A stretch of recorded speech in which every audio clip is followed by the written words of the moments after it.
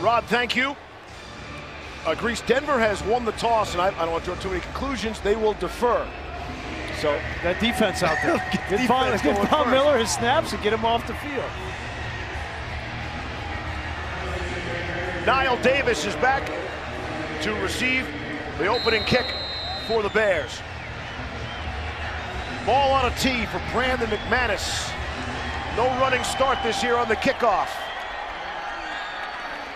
And Davis will run it out. There's Niall Davis to the 10. Cuts it back. And strong special teams down at the 15. That's where the Bears will start. We say hi to Mitchell Trubisky, the #2 pick in the NFL draft from a couple of years ago. Yeah, the Bears are really high on Mitch Trubisky. All reports out of Bears camp is that he has made that jump from year 1 to year 2, that he's taken control of this offense and this team, and he is the unquestioned leader of this team. Jordan Howard will see his first preseason action. He's in the backfield behind Trubisky. Whole lot of preseason debuts for some Bears skilled people. We'll get into the starting lineups. And there is Jordan Howard trying to push the pile. Maybe gets back to the line of scrimmage on first down. Tonight's starting lineups are brought to you by your Colorado GMC dealers. GM Ryan Pace went out and spent some money for this Chicago offense. As you look at the offensive line, Cody Whitehair, watch for the center. He's had some problems snapping the football. And Allen Robinson comes over from the Jacksonville Jaguars. Taylor Gabriel won't play tonight, but he'll be a starter week 1. Trey Burton got a big ticket. Came from Philly, so they've got some pieces to go along with Jordan Howard, who's one of the premier backs, young backs in the league.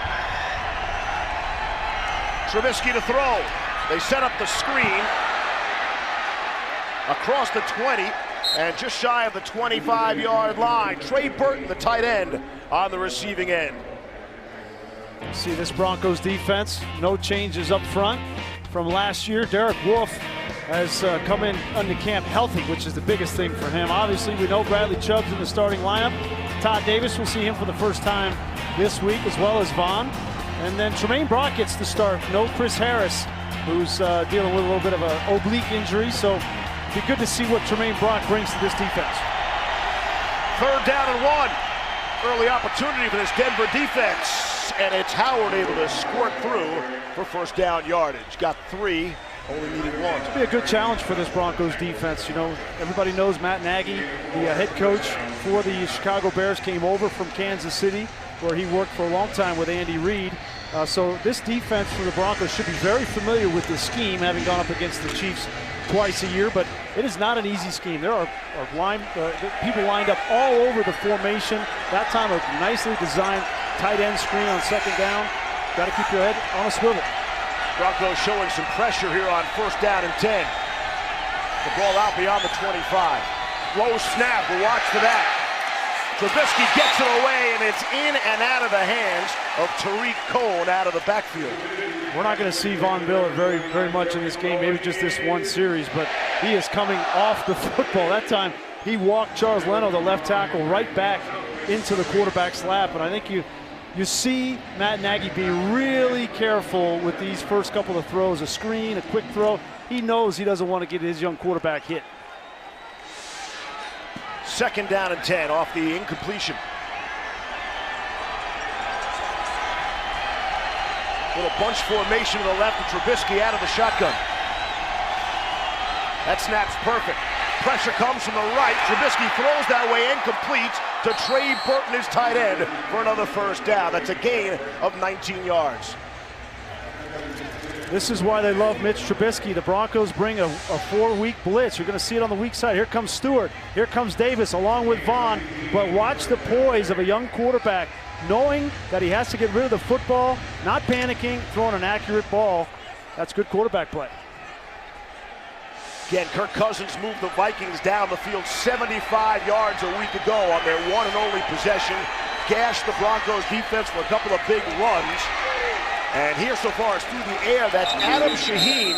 There is a flag down, and Shaheen gets up slowly.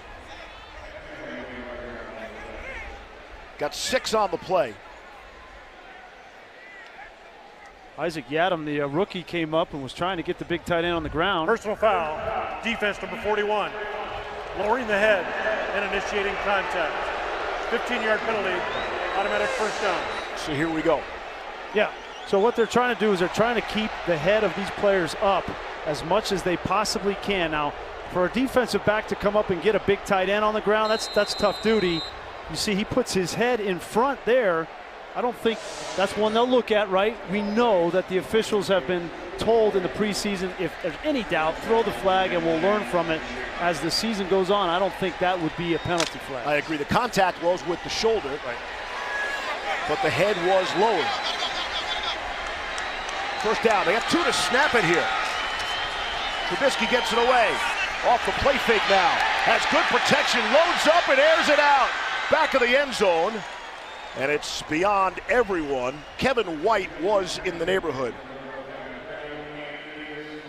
Good job there by the secondary, Justin Simmons and Tremaine Brock. You wonder, those guys talking, communicating in the backfield, didn't get a whole lot of pass rush there. They were expecting on first down, expecting run. You got to transition from run to rush in those situations. Brandon Marshall got caught in no man's land, but Justin Simmons covered him on the back end. 8th play of the drive upcoming. You know, the Broncos defense wanted to get off the field. Gave it to the first man through, Jordan Howard. Faked out a lot of people as they faked the reverse, but it was Howard all along. There is a flag back at the 30. Justin Simmons made the stop, gain of 15. They got the edge there because Charles Leno, the left tackle, was holding on Chubb. Offense, number 72, 10-yard penalty replay, second down. And Bradley Chubb was in good position. He was the one that was responsible for the edge, and you're going to see on the left side of your screen 72 holding him right there. It's a good call by the official.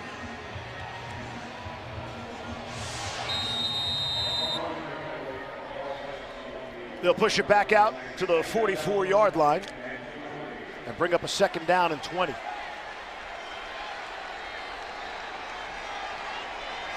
Trubisky went 4-8 as a starter for the Bears a year ago. Here he is at midfield. Again, the pocket is clean. Able to get it out to Trey Burton, who is quickly becoming his favorite target. Isaac Yadam made the stop.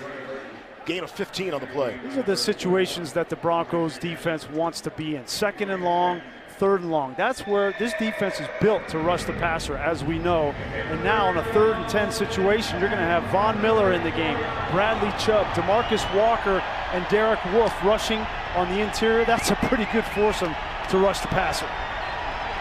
Don't think that Joe Woods is ready to go NASCAR on anybody yet. You might not see that until next week. Here's 3rd down and 10. Place gets loud. Trubisky gets the pressure and has to throw it into the turf. Coming on the pressure was Bradley Roby off the corner.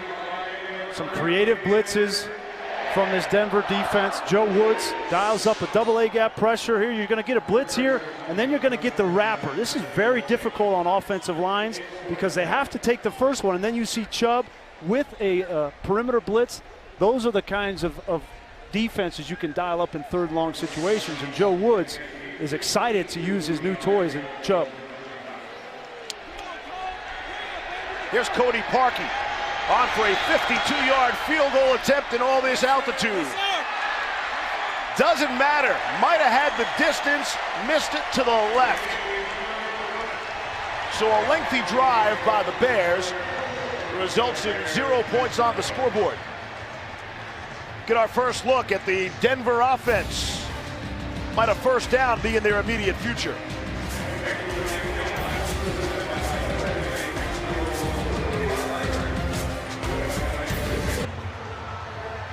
Well, with Brian Greasy and Rod Mackey, Steve Levy at Broncos Stadium at Mile High. Case Keenum and the Broncos get their first touch of the football here upcoming. Yeah, they certainly need to get a fast start. They're going to be without Demaryius Thomas in this game. Looks like Deshaun Hamilton will get the start. The rookie out of Penn State, they love the way that he's been practicing. One of the smarter rookies that's ever come through Denver. Devontae Booker will get the first carry, and Booker will squeeze through for about 3 or 4 on the play. The rest of the Broncos offense, and that left guard's a welcome sight. It's starting lineup brought to you by your Colorado GMC dealers. Ron Leary is in the game. Yeah, they're really excited about having that communication between Leary and Bowles. Garrett Bowles, certainly a very talented player, but it'd be nice to be next to a veteran. And see the starters. Jeff Hireman, healthy for the first time this season. Just got to practice a couple times this week. See how he plays. Here's Booker. They go back, a little flea flicker. Wide open down the sideline was Deshaun Hamilton. And it looked like the ball hung up forever, and Hamilton couldn't run underneath. But a little trickeration early by the Broncos. Yeah, flea flicker, I love it. You wanted some more fireworks on offense, so Bill Musgrave dials up the flea flicker. Looks like, you said, Hamilton was wide open, just not enough protection there. Case wasn't able to step into that throw. Would love to see Deshaun Hamilton lay out for that football. Looked like he could have got there. So Case was dropped at the end. Here's 3rd down and 6.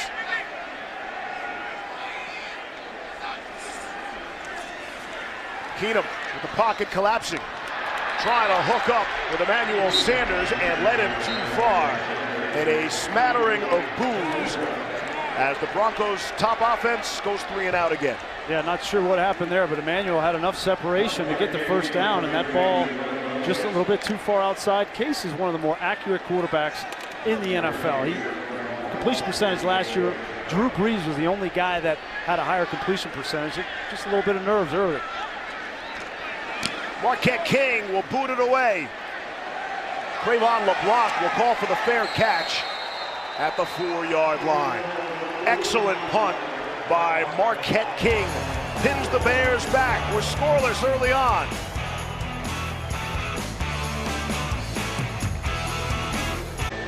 The offense trying to get on the same page for the Denver Broncos.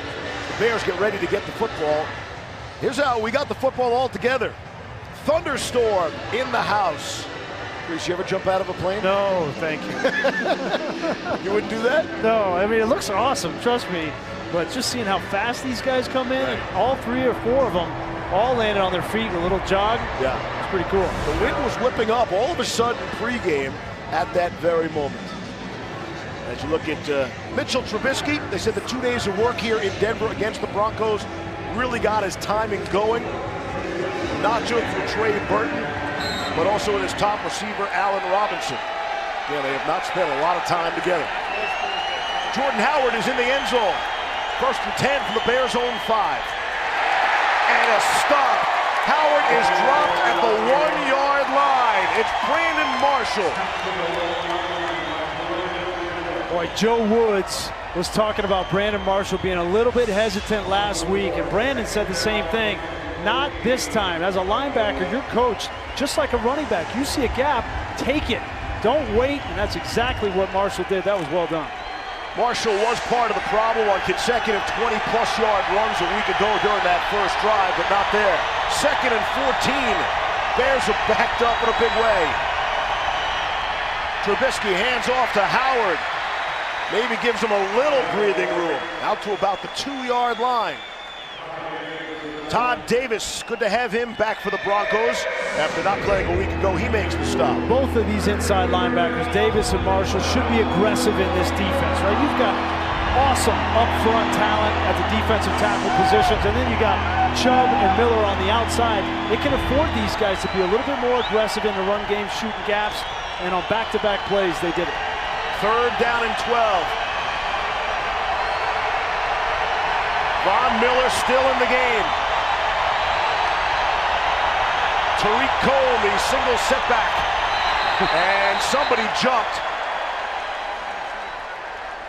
Looked like, Ball start. Offense. Number 70. Half the distance to the goal. 3rd down. That's Bobby Massey, the right tackle. This Broncos defense will make a lot of offensive linemen jump, especially on a 3rd and 12. Yeah, on your 1-yard line. So towards those south stands, it gets loud too. It's difficult on those tackles. I'm Joe Woods. I'm bringing a little pressure. Get some heat on Mitchell Trubisky. See if he can't force a turnover. 3rd and 14. Good look at the ball. Spotted at the 1.5-yard line. Trubisky fumbles the snap, picks it up, and is tackled. He is dropped.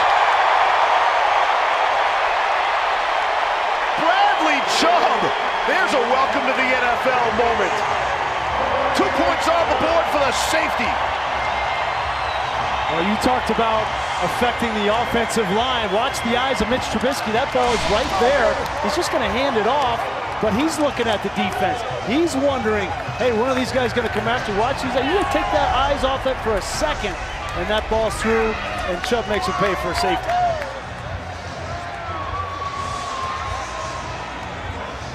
Hey, the Broncos want to get on the scoreboard however they can. Didn't require a first down. 2-0, Denver. 2-0, Denver. However you score. River Craycraft and Isaiah McKenzie are back deep. Pat O'Donnell, the free kick for the Bears, following the safety from Bradley Chubb. Chubb is on the field as well. Some special teams here. It is McKenzie, who had the explosive punt return last week for 78 yards. He'll take that return. Looks much more confident with the football, Isaiah McKenzie. Well, every time he catches the ball is a good thing, right?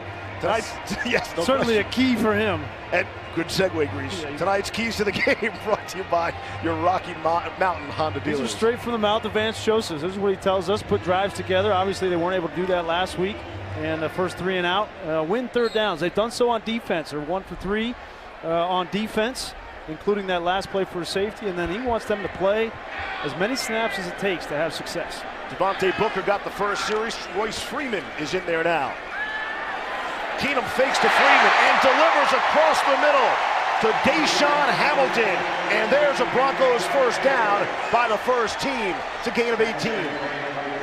This is just a veteran working with a rookie. Case Keenum didn't like throwing in the first window. You'll see here, he's not comfortable in that first window on the slant, but then he pauses and look at the accuracy. That's just a veteran with poise and a young rookie that knows to keep coming through that zone. It's got to be a bit of a relief as well to get that out of the way, the first down yardage.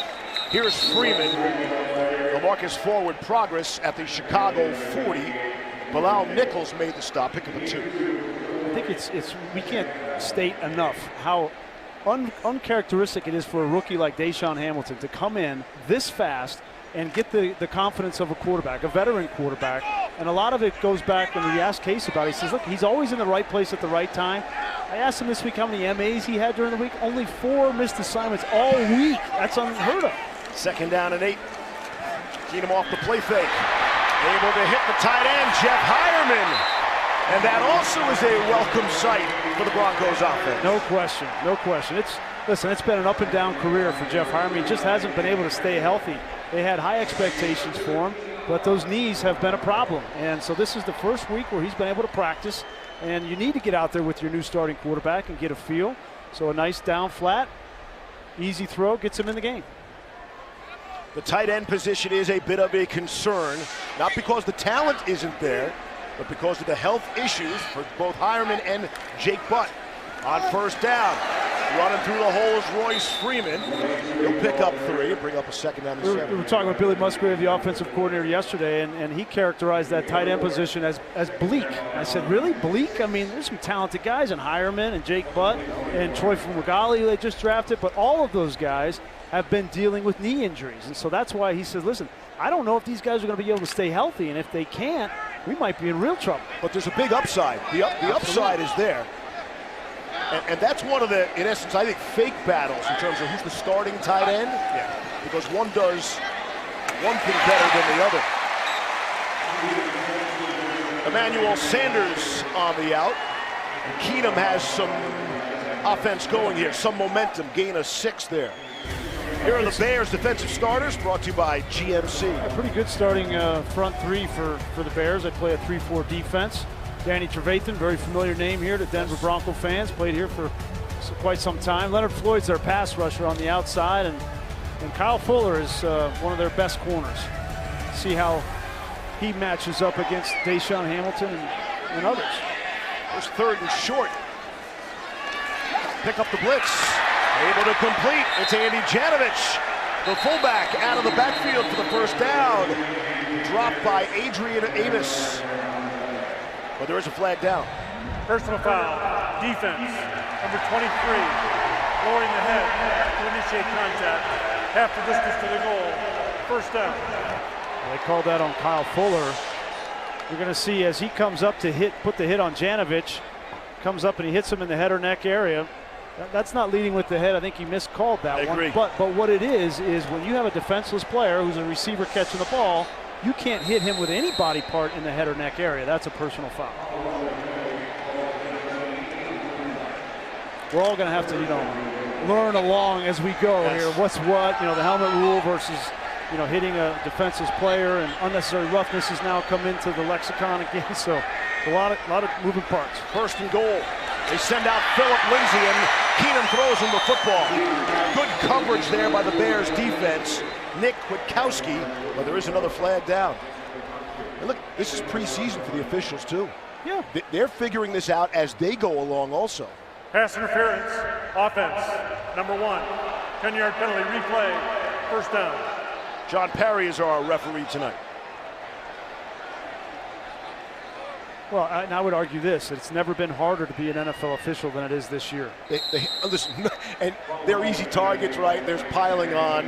They have so much on their plates to try to figure out at such a fast speed. I think we're the only people in the country defending the stripes. They have become an easy target. Well, and this is all to protect the players. I think you got to remember that. This is for the protection of the players. I agree with the rules. There's first and goal. Keenum looking for the end zone. And too strong for Emmanuel Sanders. That's the NFL's priority here. They have said it's player safety. Yep. Missed opportunity there from Case Keenum. Watch Emmanuel Sanders in the slot. He's going to come wide open right here, and he goes to throw the football. He's just a little bit late and down the field, but that should be a touchdown. Just didn't trust it. But you go back, you watch the film, you say, okay, that's how Emmanuel likes to run that route. He came open. I can trust him in traffic. That's what preseason's for. Second and goal. Lindsay in the pattern. Keenum throws, end zone. Just too far out of the hands, the fingertips of Deshaun Hamilton. Boy, that was the right read, too. And I like the aggressive approach from Billy Musgrave and from Case Keenum. Had great protection in the pocket. Look at the route running from Deshaun Hamilton. Crisp. He's in the right spot. That ball just a little bit too high. That's the third throw from Case in this game that's been high. He's got to settle down. 9th play of this drive coming up.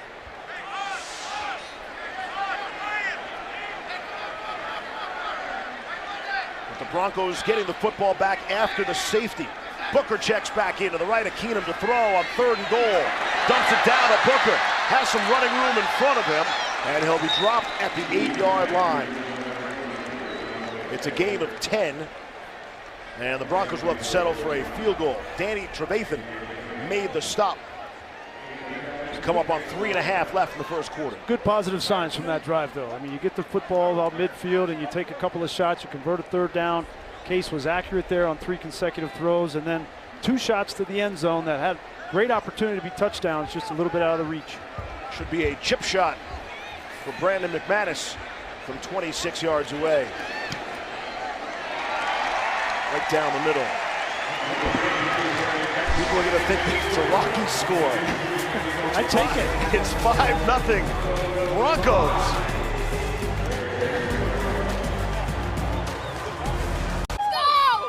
Great way to spend a Saturday night.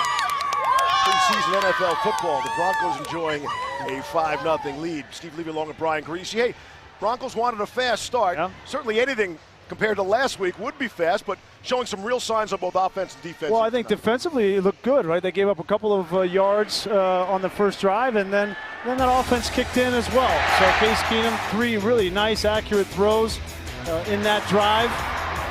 Got Jeff Hireman involved, got Janovich involved, and a nice throw to Emmanuel Sanders. But if you go down on the sideline and ask Case about that drive, he's going to bring up the 2 missed opportunities for touchdowns down the field.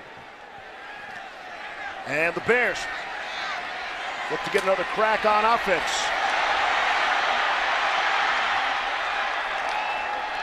Pretty good run back there. Niall Davis on another kick return. The Bears are really trying out a lot of different people on punt and kick returns. And we'll check the marker.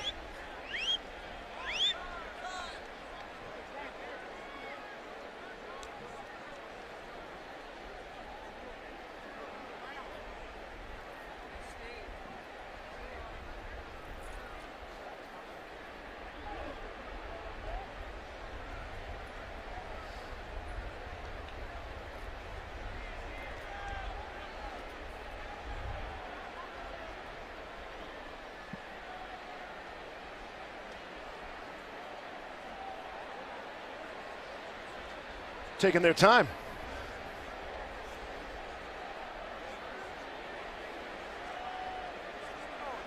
BJ wants to know what's up as well.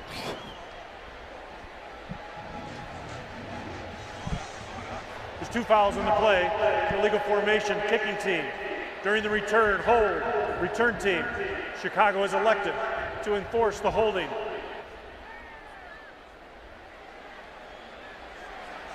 That explains that. Kind of.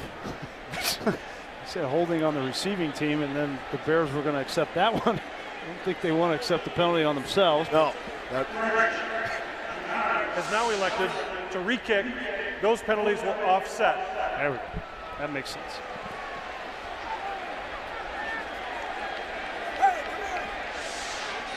You think if you had 2 guys blocking somebody that they wouldn't need to hold them, but that's what happened. Looking for on this next drive, watching Tremaine Brock a little bit. Right, we don't know a whole lot about him.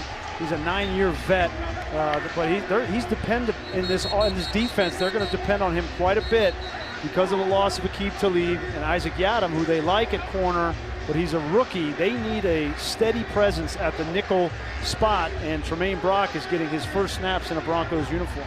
That would be the spot that Bradley Roby played a year ago. Now with Talib gone, Roby's pressed to do full-time corner service. Right, Roby will be a starter, and Chris Harris and the nickel will come inside, and they need Tremaine Brock to be that outside third corner.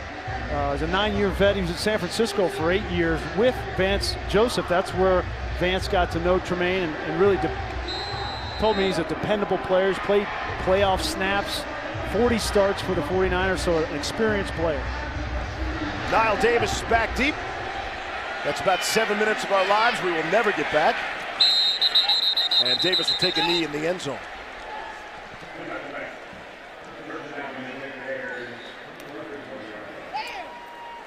You see the particulars on Tremaine Brock. Got good size, 6 feet. 11 interceptions in his career. He's been a playmaker, but you know it's a different system he's coming over to now. He's got to learn the system, got to get on the same page with Joe Woods, the defensive coordinator, and with this secondary.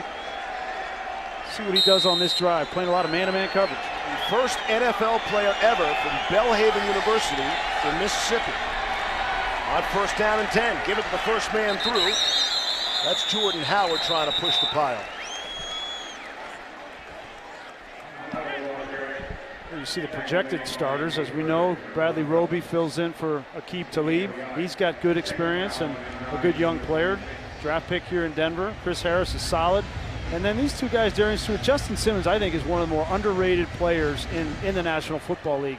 In his 3rd season out of Boston College, he is a freak as an athlete. He can come down and play man-to-man on receivers in the nickel and dime. Really a Swiss Army knife in that back end. And if you ask them, they say the no-fly zone still exists, even without Aqib Talib. That remains to be seen. Trubisky running out of there. And he'll head for the sideline with Bradley Roby chasing him in the pursuit. It's a gain of 4 on the play. And Von Miller now in his 3rd series of this game, playing a little bit more than we anticipated, but I think it's a good thing. Get him out there. He needs to get in shape as well. It's one thing practicing, but going out there and rushing the passer 8 or 10 times in a row is a different animal. Von played just 11 snaps all of last year's preseason. Right. So he's got to be ahead of that now with the, in quotes, real preseason game coming up next week against the Redskins in Washington, D.C. 3 seconds to snap it. Trubisky all by himself in the backfield. And they blow it dead. Let's see. They get a timeout. They did. There's a flag down as well. He's going to pick that up. It's just a timeout by Chicago with the timeout Chicago. time running down on the play clock. First. Getting that situation now in these third downs where it's pretty clear that Joe Woods wants to have Von Miller on one side of the field and then Bradley Chubb on the other.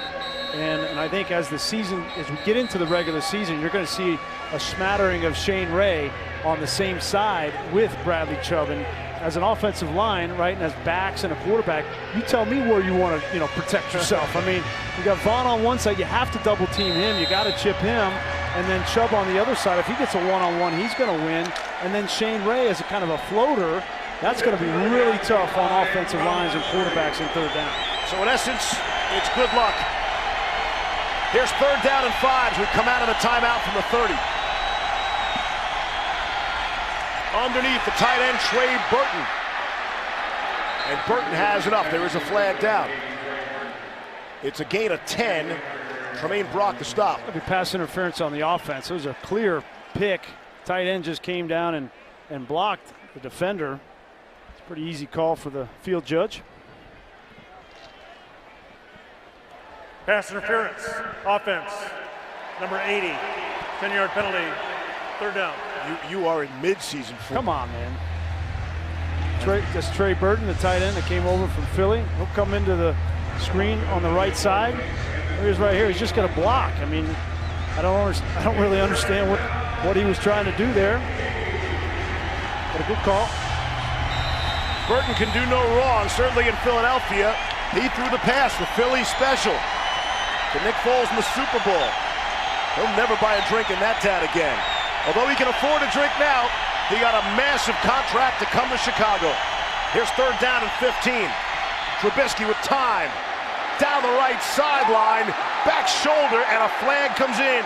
Kevin White, the intended target. Isaac Yiadom had the coverage. What do you think of that call? Back-to-back weeks that these quarterbacks come in and they find the rookie corner in man-to-man coverage, and they're going to take their shots. I mean, this is what it's going to be like. Pass interference, defense, number 41, automatic 1st down. This is what it's going to be like for a rookie corner. Every single quarterback is going to take their shot, and they take it up top to Kevin White. He's in good position here. Gets people a little bit. Then when the ball's underthrown, that's really tough on a corner because they teach the receiver to fight back through the defender to draw that foul. It's hard for Isaac Yiadom to avoid that. Rolling to his left now is Trubisky. Lofts one, and it is captured. Brought down by Anthony Miller, who can go get it. And a big catch by Miller, and the Bears are on the move. Anthony Miller is an outstanding young rookie wide receiver. I thought he and Cortland Sutton were the 2 best wide receivers coming out in the draft. But take a look at Bradley Roby, 29. That ball's in the air a long time, Steve. You got to go up and play the ball if you're Bradley Roby, right? Go up, at least bat it away.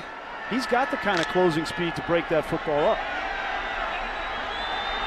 Final half minute of quarter number 1. Trubisky 5 of 8 for 62 yards so far. On the ground, a Jordan Howard. Patient run inside the 20. And he will be dropped eventually at the 7-yard line of the Broncos. Will Parks got him eventually. Not before he ripped off 17, and there's an injured player down, and it is Parks. Oh, man. Last week, Jamal Carter tore his hamstring, and he was placed on IR for the season. And now Will Parks goes down in the second preseason game holding his knee, plays the same position as Jamal Carter. And you hope that this is not a serious injury for Will Parks to lose potentially 2 guys at the same position in back-to-back preseason games. Parks played more snaps than any other Bronco a week ago. Big part of that was because Carter was injured. Looks like he caught that left knee on the heel of the running back. Watch his left knee kind of comes down on the back of his heel. You hope that that's all it is. See how his left knee comes down on that foot. But anytime you got a player down in the preseason, that's a scary deal. We watched the Vikings and Jaguars today. Man, it seemed like every other play, there was an injured player and a player being carted off.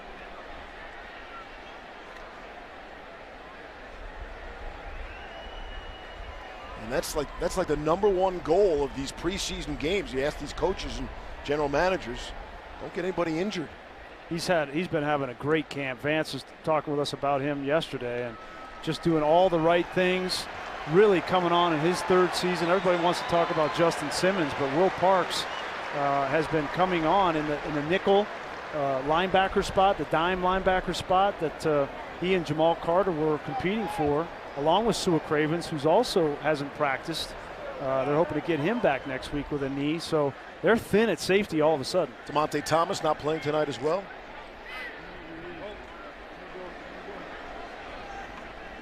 Not to mention the impact on special teams, because Jamal Carter was a special teams ace. He was the personal protector and punt and did a lot of kickoff return, and Will Parks the same way. So here we go. It's 1st and goal now for the Bears. They're going to wind the clock, and that will end quarter #1. The Broncos defense pitches a shutout in the 1st quarter. When we come back, the Bears knocking at the door.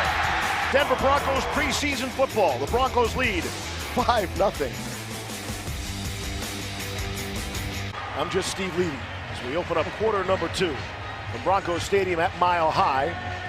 And if you had the Broncos leading 5-0 at the end of the 1st quarter, you win. The Bears are knocking at the door. They'll open up the quarter with the football spotted at the Denver 7.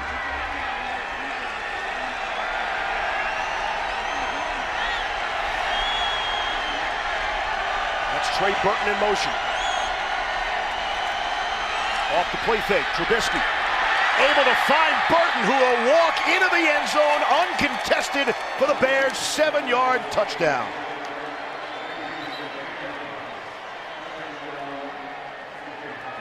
As well-designed play, Matt Nagy is known for these kinds of naked misdirections out of the backfield. You're going to see 2 guys out here. So you got Darian Stewart and Von Miller. One of them has to play the tight end in the flat. They're going to fake it to the running back, and out of the flat, wide open Trey Burton for the touchdown. Here's Cody Parkey on for the extra point.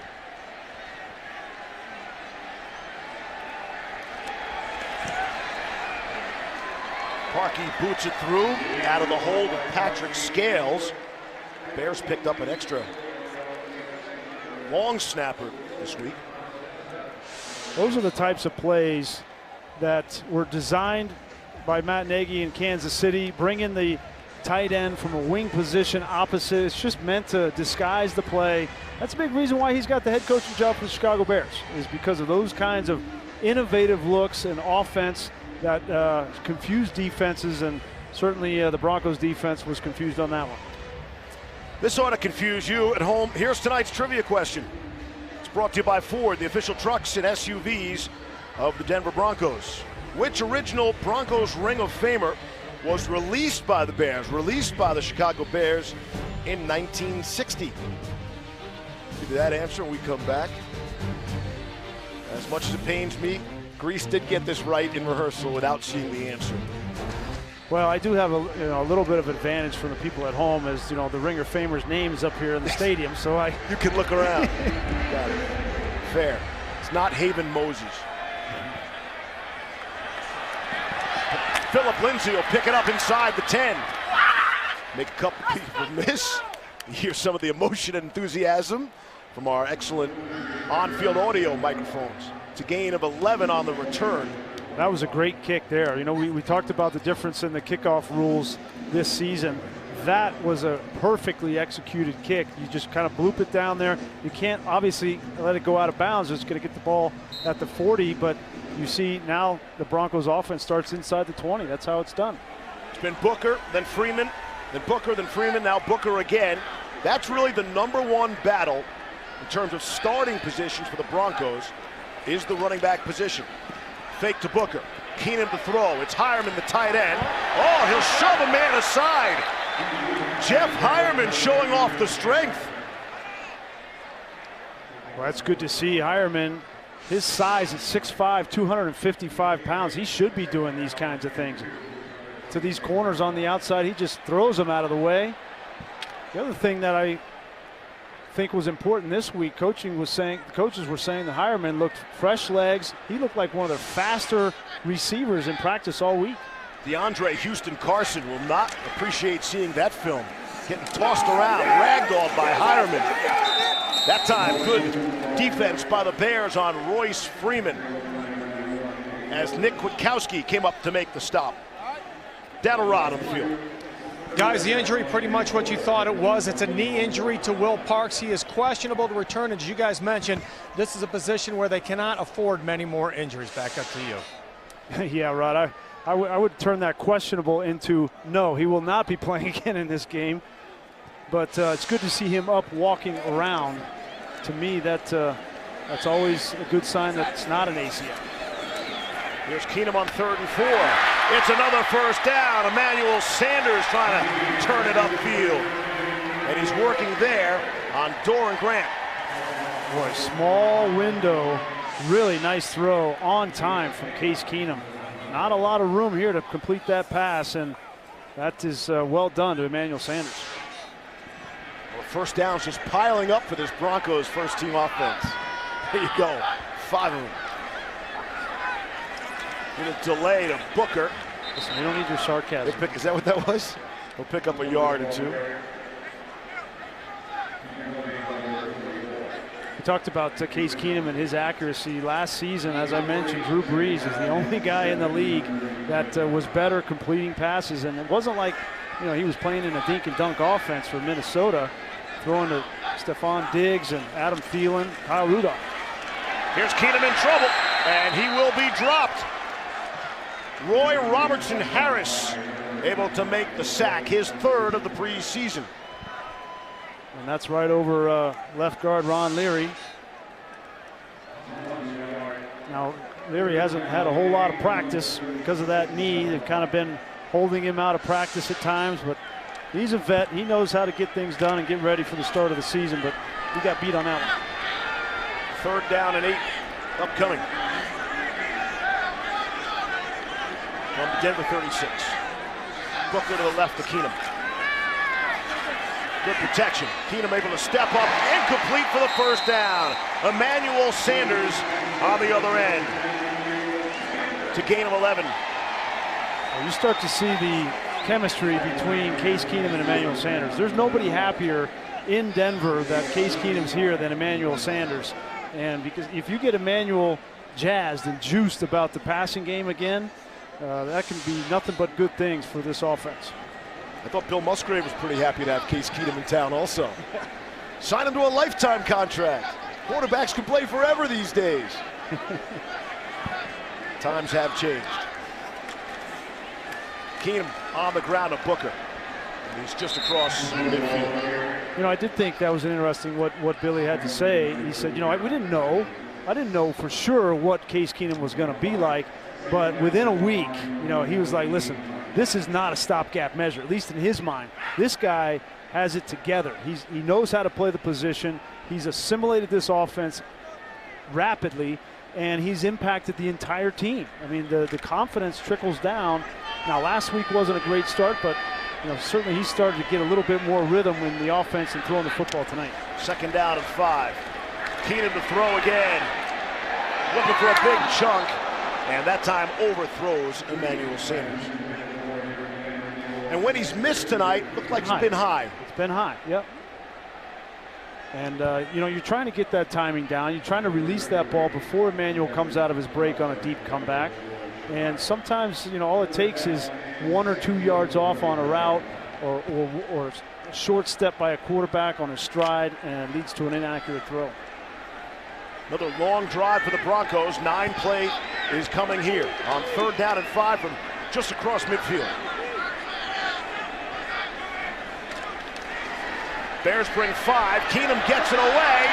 Got a man, Cortland Sutton, in heavy traffic, and there is a flag. Cortland Sutton had his arm hooked, or else that was an easy catch and score. Pass interference. Defense, number 35, automatic first down. That's Doran Grant. We've heard about Cortland Sutton in practice in training camp. You know, 1 or 2 times a practice, he'll do something like this. He'll run by a guy and go up and make a play. And he was tracking to do just that, and Grant got his hands in the way. It's a good call by the official, but that is a welcome sight. So you can line up a guy like Cortland Sutton at 6'4" on the outside, and if you get man-to-man, just say, listen, run down the field, and I'm going to throw it up and give you an opportunity to make a play. That's a real weapon. And Grease, same deal here in the red zone. You would think also this is where Sutton could excel. The jump ball, he's so much bigger than most cornerbacks. Hand off to Royce Freeman, standing up into the end zone. Touchdown, Broncos. Good mix of the pass and run on that scoring drive.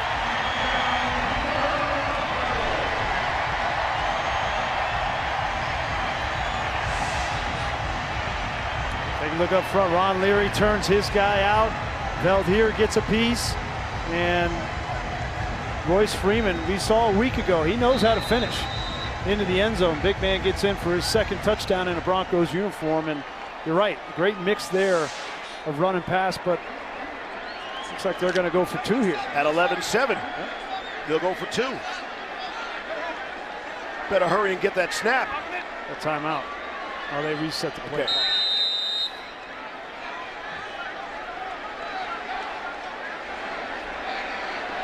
Booker the lone setback. Here's Keenum looking left. Throws right for the 2-point conversion of Jeff Hireman. And it's all going right for Denver's offense now.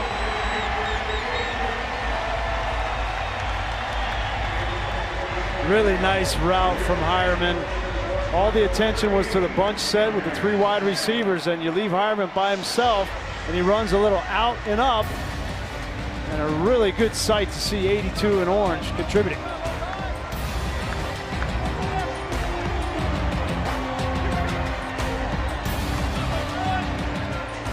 Like their 3rd drive at 9 plays or more to it.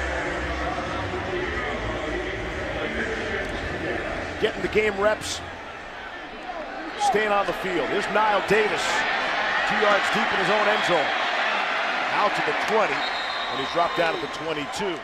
Here's the answer to tonight's Ford trivia question. Again, the question was, which original Broncos Ring of Famer was released by the Bears in 1960? The answer?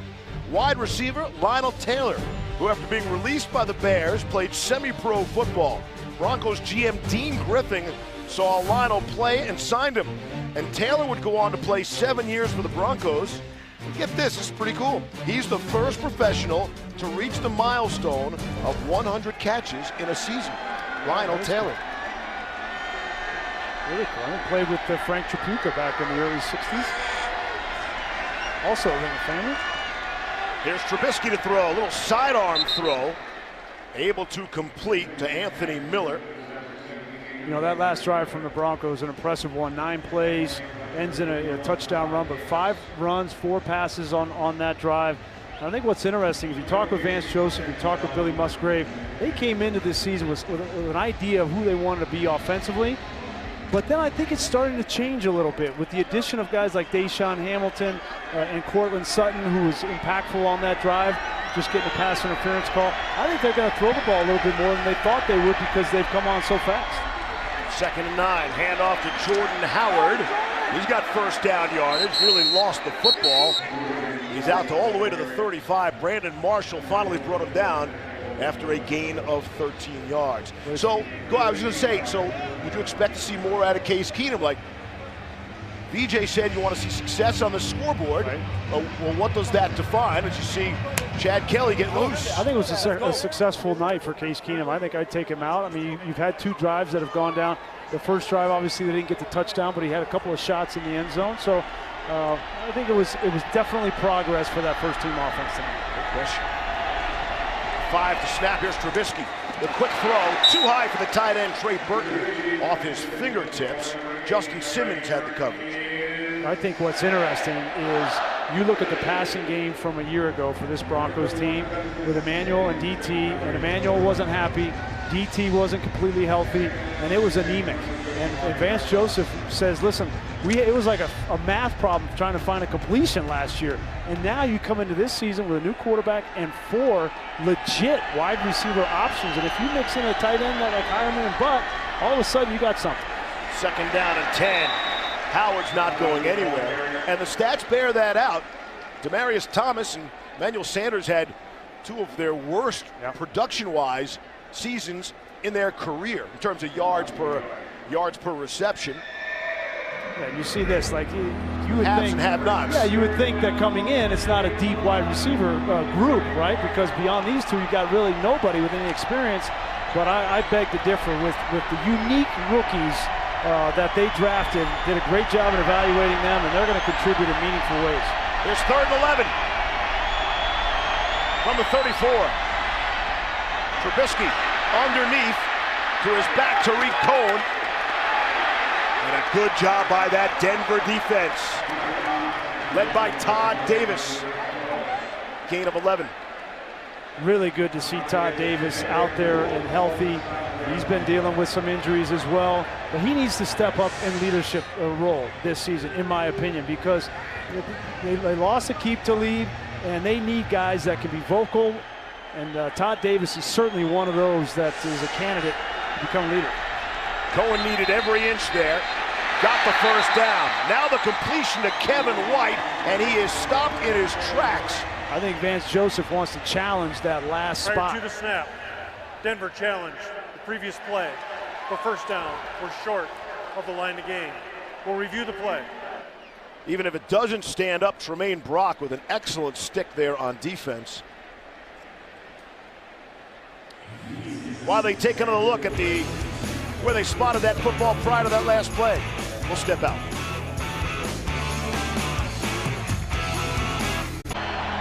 Vance Joseph with a successful challenge. Yeah, first one of the season, and he was standing right there. The 45-yard line was the line to gain, and clearly he was brought up short. Nice job by Todd Davis, and now the Bears are going to go for it on 4th and 1. Needed to get to the 45, and the ball spotted just beyond the 44. Get a good look at it there. They added some time back on the clock, and here we go. Sneak by Trubisky, the quarterback, and he has the necessary yardage.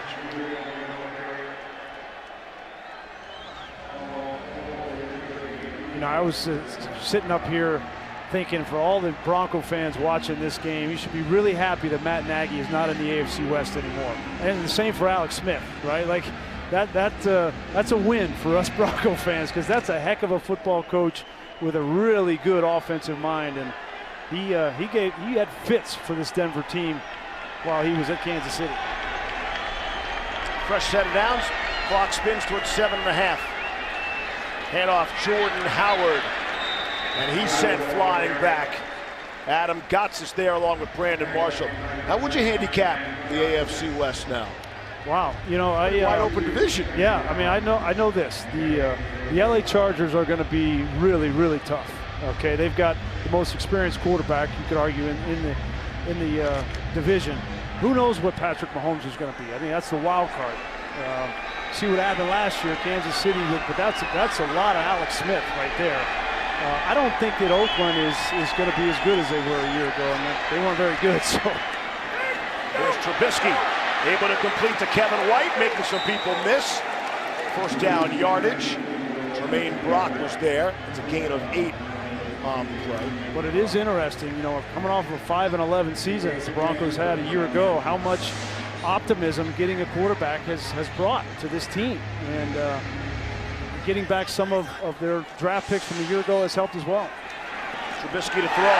Intercepted! It's picked off. Justin Simmons will return it. Trubisky flung it sidearm style, and Simmons is there for the pick. We talked about Justin Simmons. I think he's the most underrated defender on this Broncos team. We talked about his versatility. This is a perfect example, playing man-to-man coverage on the back out of the backfield. They ask him to cover tight ends like Travis Kelce. They'll ask him to cover running backs coming out of the backfield, and he has been up to the challenge, played that route perfectly.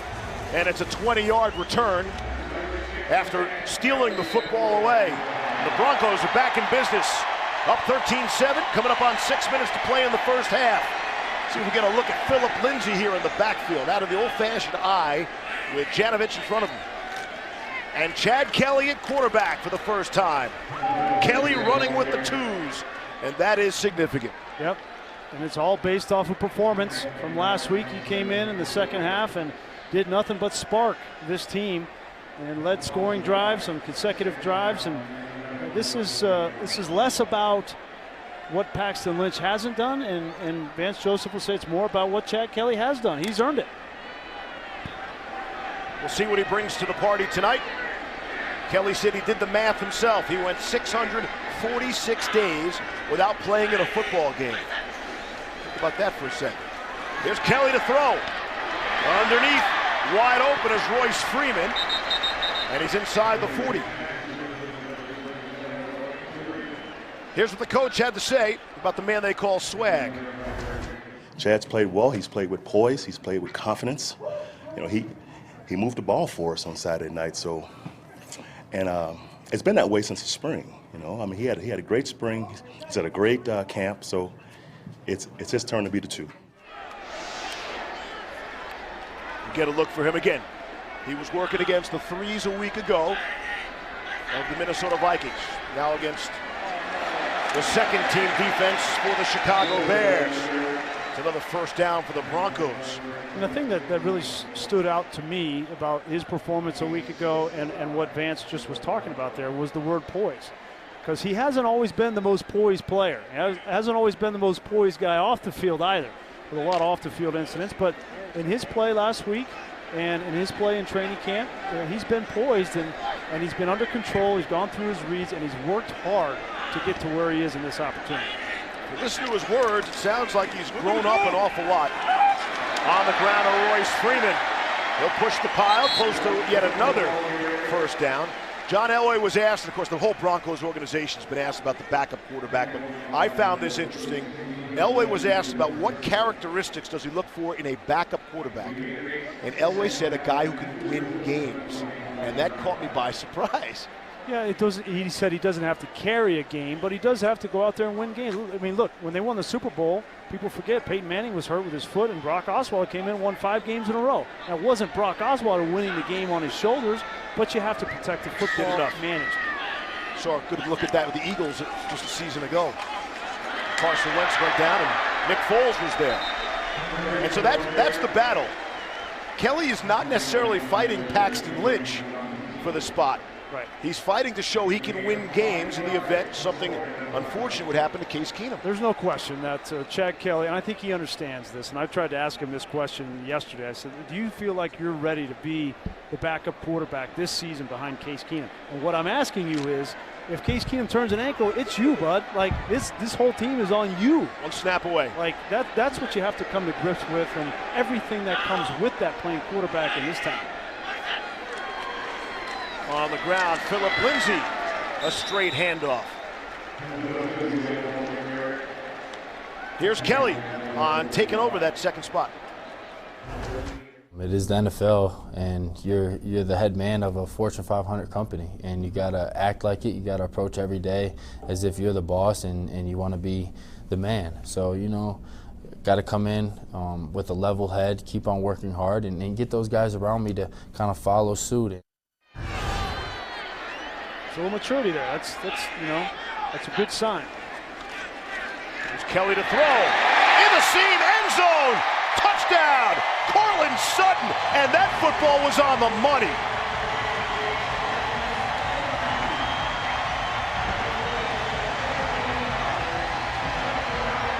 Really well-designed football play from Billy Musgrave. Nice inside release from Cortland Sutton, and a great, as you said, howitzer right up the seam. He made one of those throws last week, and when you're down there in the red zone, they've got to be on the money because the windows are tight. Couldn't have had a better start for a drive for Chad Kelly. Zips it right in there, and the confidence will continue to grow, not just for Chad Kelly, but for his teammates around him. Well, the thing you see is he doesn't hesitate. Like, he's got a trigger, and when he pulls the trigger, he pulls the trigger, and that certainly is a good thing for a quarterback playing in the NFL. Casey Kreider, the snap. Marquette King puts it down, and Brandon McManus boots it through. It's an entire turnaround from a week ago. It's all going right for the Broncos. Everybody in orange.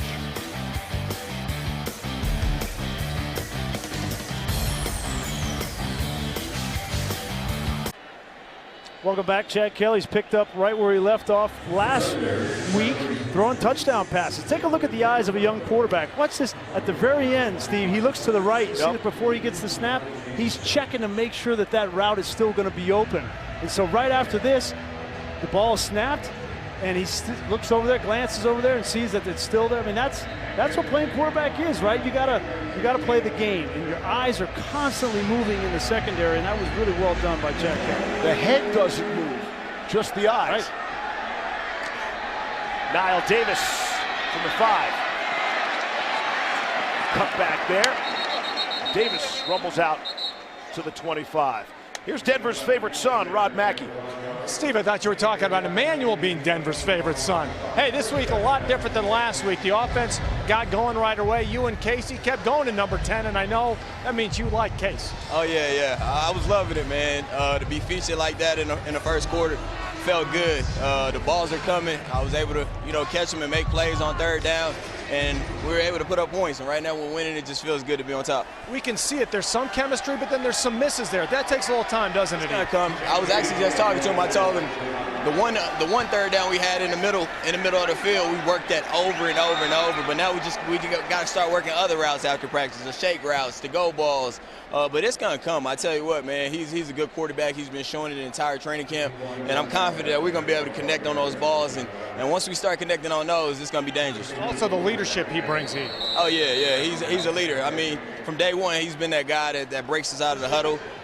He's very vocal, so he's gonna be all right. I'm loving where we at right now. Obviously, it's just a preseason, so we still got 2 weeks. We got another game next week. We get to play an entire half, so just keep building on the chemistry. Very good. E, thanks for the time. Appreciate it. All right, stay with us. It's a 2-minute warning. We'll be right back.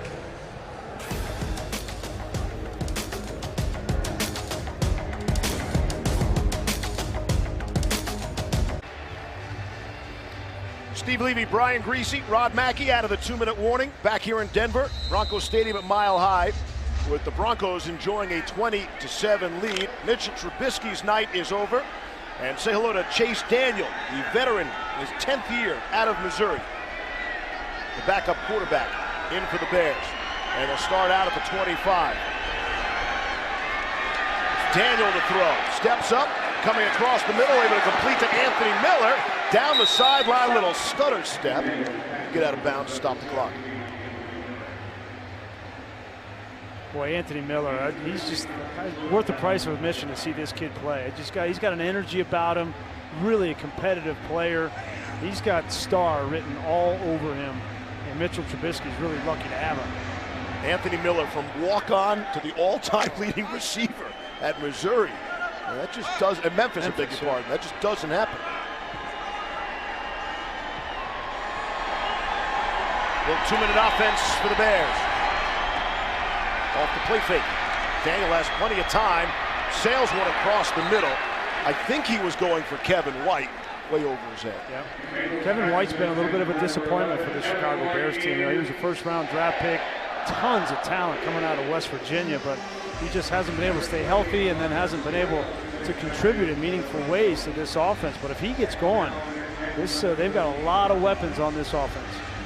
This is a Bears team that finished last in the NFC North for the 4th straight season. Like the Broncos, they were 5-11 a year ago. 2nd down and 10. Tyquan Mizell in the backfield. To the left of Daniel. Pressure from the Broncos. Gets it away, and it's caught. And an awesome catch. Marlon Brown able to run under that perfect ball from Chase Daniel. Yeah, really nice throw from Daniel. Marcus Rios is playing in that nickel position, that nickel corner. There's a pretty hot competition going on there. Marcus Rios, Brendan Langley, Yadam, all 3 young players trying to step up in Chris Harris's absence tonight. And a late hit on Chubb, which I think was pretty ticky-tack. It's a 29-yard gain, and they'll tack on 15. There's Rios. Also a couple of young players in the secondary that are going to get an opportunity because of the injuries to Will Parks out of this game, and last week Jamal Carter going out. Carter, yep. Done for the season. Trey Marshall and Jordan Moore in the game now at safety. Deep into Broncos territory now. Plenty of time. The Bears have 2 timeouts.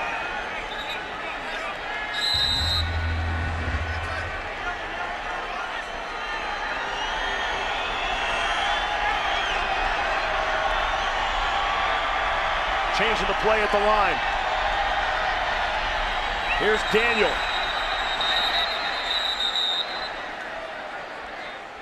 Get offsides on Denver.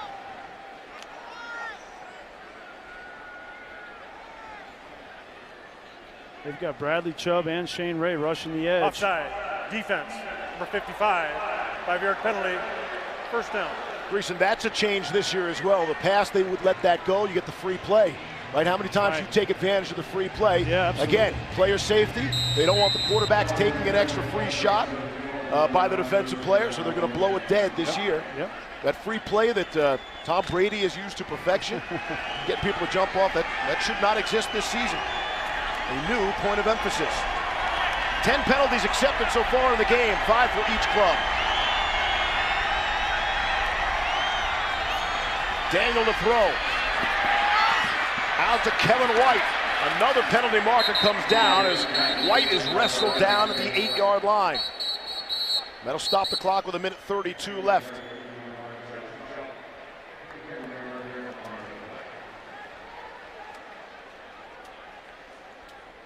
Pass interference. Offense. Number 81. 10-yard penalty. Replay first down. Stay tuned during halftime of tonight's game for the 9 News Halftime Report. A quick look at today's headlines, news, and weather. We'll be curious about that weather, too. What's coming up for the second half? From Colorado's news leader, 9 News. Might need that umbrella. This second to unit for the Broncos defense, DeMarcus Walker. You got Shelby Harrison there, Shane Ray, and you got Bradley Chubb. We haven't talked a whole lot about Shane Ray. Rushing the passer.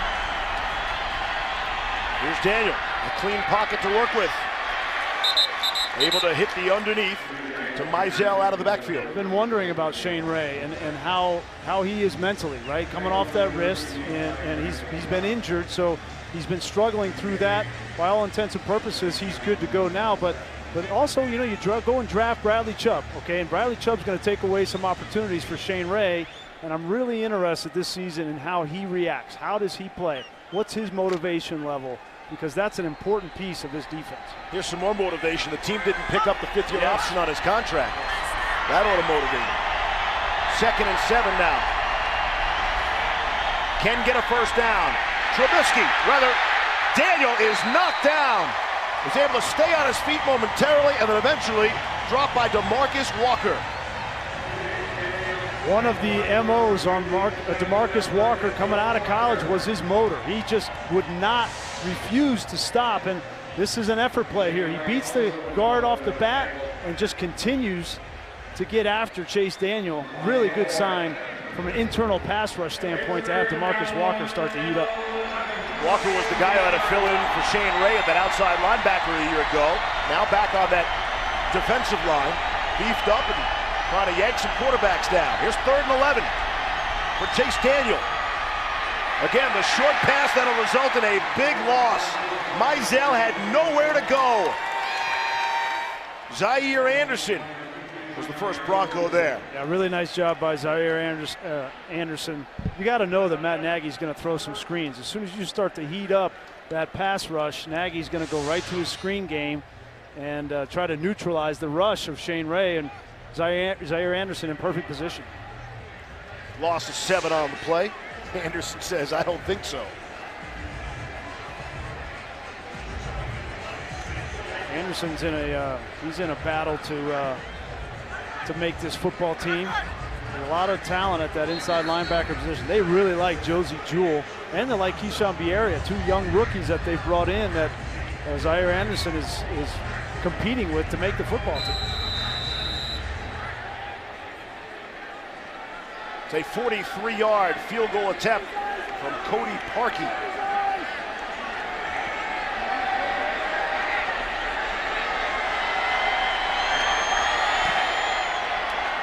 On the way, and it is perfect. Puts the Bears in double digits. So with Chase Daniel in the game now, the second-team offense for the Bears replacing Mitch Trubisky, we thought this might be a good time to visit some good old-fashioned training camp fun for the Bears. Jersey!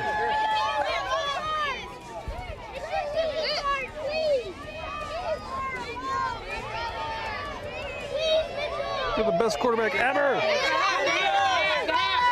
The hat!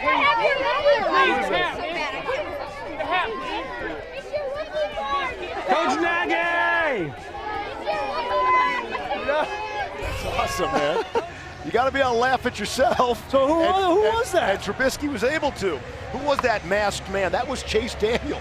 So in essence, Trubisky is signing an autograph for his own backup quarterback, and Trubisky had no idea. So Chase Daniel dressed up in the jersey, went into the crowd with the fans. Yes, with a big hat on. Fooled him Looked to down. Oh my God. Yes. So that was, the funniest part of that whole thing was then it sounded like he then went to like Coach Nagy. He was trying to get him to come over and see if he could spoof him. But Trubisky is so focused, right? He doesn't look up and see he's signing for his backup quarterback. Oh, that's funny. That kick out of the end zone. Those are the dog days, man. You got to find a way to get through training camp. Chase Daniels is like the perfect vet, backup quarterback. Been around 10 years, and he's just kind of like a security blanket. Like John Elway said, we need a guy to go in there and win a game. You want a vet like that who's, it's not, the stage isn't going to be too big for him. See how the Broncos will play this. Looks conservative with 32 seconds left in the half. Chad Kelly will take a knee. It's a good first half, though, for this Broncos team. Based on what happened a week ago, they got some things going offensively with Case Keenum throwing the football. They ran the football well. That was kind of a good mix for Billy Musgrave. He'd be happy in the first half. Passing touchdown, running touchdown, got a 2-point conversion. Yep, scored got on the defense. safety, Bradley Chubb. And then an interception for Justin Simmons. I mean, that's a pretty good first half. I mean, it's a total turnaround, I think. And you can't overreact to this, just like you can't overreact to what happened a week ago. No, but you needed to come out and play better. Yes. There's no question.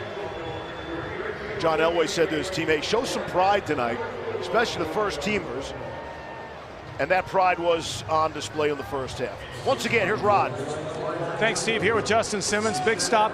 Defense really looks so different than last week, Justin. Yeah, there were a few things that we need to get fixed up, just talking about the first half. But all in all, we were a lot more impressed with our communication technique in the first half. Still some stuff we need to fix. We'll look at the film and we'll get right for week 3. And last thing, tell me about your interception. Perfect timing for it, plus an impressive return. Hey, I'm trying to turn turnovers into points, but I got to work on my ball security a little bit. I know the ball was out, but yeah, I mean, it was a play we were expecting.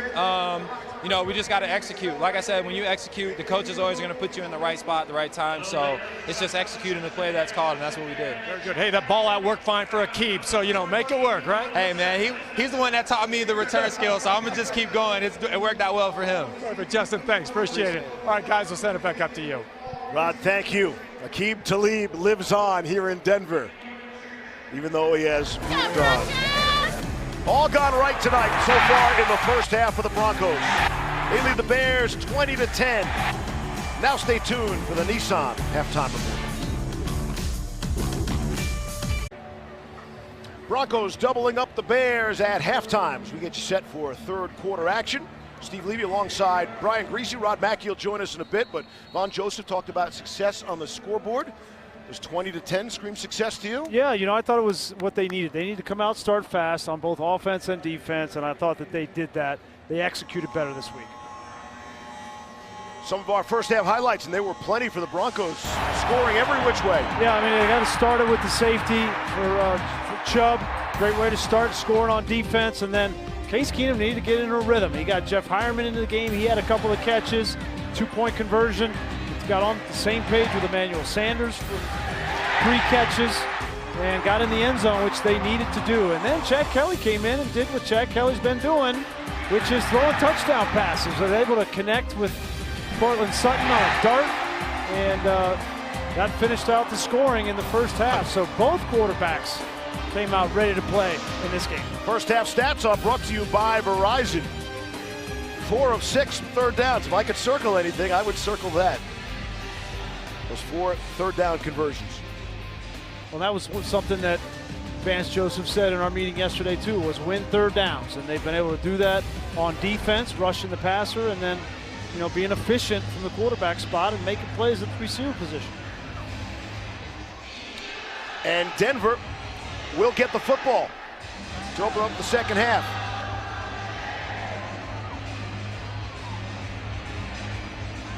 Get a look at Brandon Langley now on the return game. See if he can spark the Broncos, give him some field position to work with to open up quarter number 3.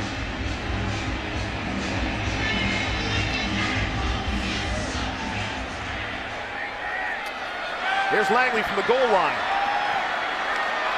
weaving his way out to the 25-yard line. Time to meet the player, brought to you by CenturyLink. Tonight we spotlight Broncos quarterback Chad Kelly.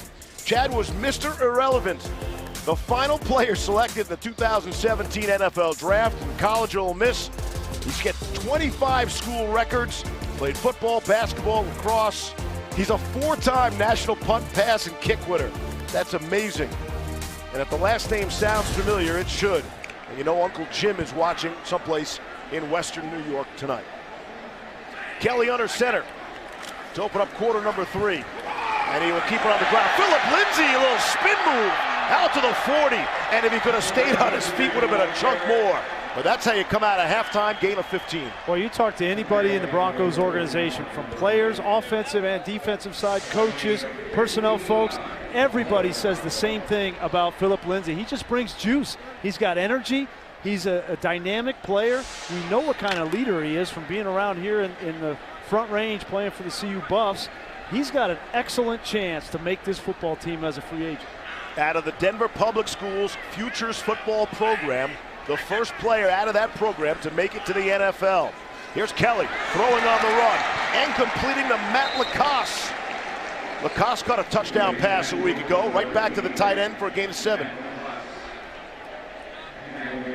Take a look at Philip Lindsay in college. I mean, this was what we got so used to, that hair flying around and motivating his team. But he was solid, and it was a big part of the reason that the CU Buffs had so much success a couple of years ago. And they're going to miss him in Boulder. Grew up in Aurora, Denver South High School, the 16th Denver Bronco. Play high school, college football, and obviously the NFL in the Denver area. Lindsay is out ahead to midfield. So he's not the biggest guy. I think that's the first thing that you'll notice. He's 5'8", 190 pounds, but he plays a little bit bigger than that. You see his feet. Feet are really good in the hole. He's fast. He doesn't hesitate when he hits the hole and catches the ball really well out of the backfield. I think probably the most natural position for him on offense, at least to start, is kind of that third down, back out of the backfield catching the football, because the thing that surprised the coaches most is him in pass protection, picking up guys. Does a lot of work at gunner on the special teams as well, so he can be successful for you all over the field. And he's showing off that spin move. 5 carries, 25 yards so far, owning this drive. I think the coaching staff feel really good about his contributions in special teams as a kick returner. They feel good about him in coverage unit situations. I think they made a concerted effort in this first drive coming out to see if he could handle the load as a feature back. Hand the ball to him 4 or 5 times in a row and see how he does. So, Grease, if my math is correct, the Broncos want to keep 6 wide receivers. I've got 12 on the roster. We know of 4 spots. That leaves 2 other spots really for 8 players. Here's Kelly on the run, throwing across his body and completing. Jordan Leslie gets into the act, the first-year player out of BYU. Yeah, you finished your math problem. Well, 2 players for 8 players for 2 spots. Right, at wide receiver. Right. Which I think, you know, you're looking, certainly you're looking at Tim Patrick potentially, Isaiah McKenzie, and River Craycraft. Those are the three, I think. Those would be your favorites there. That are kind of in that battle. And then Philip Lindsay, I think, you would have to say Philip Lindsay is an odds-on favorite to make the team right now. Chicago has challenged the previous play of a completed catch at the sideline. Yeah, it looked like Leslie might have stepped out with his heel, but see when we come back. Welcome back. Leslie's foot was out of bounds, and so it was an incomplete pass. His toes were down, and the description from the official was if you keep your heels up in the air long enough that would qualify as his toes being down as a catch, but the heels come down automatically right away, then that's an incomplete pass, and that's the right call. It's an easy one. So you want to go back to the running back math game? They want to keep 5 backs, right? Got to include Andy Janovich. That leaves 4 other backs. Lindsay, Booker, Henderson, Williams, Freeman, in no particular order. Across midfield, snap a bit high. Kelly able to bring it down.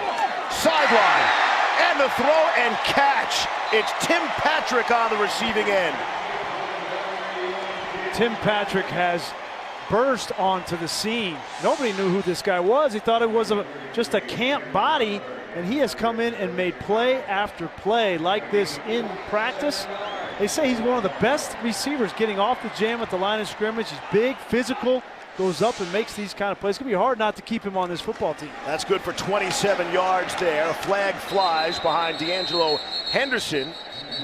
He gets the carry. Patrick is said to be feisty as well, and a couple of skirmishes that broke out this week with the Bears. Apparently Tim was involved in each of them.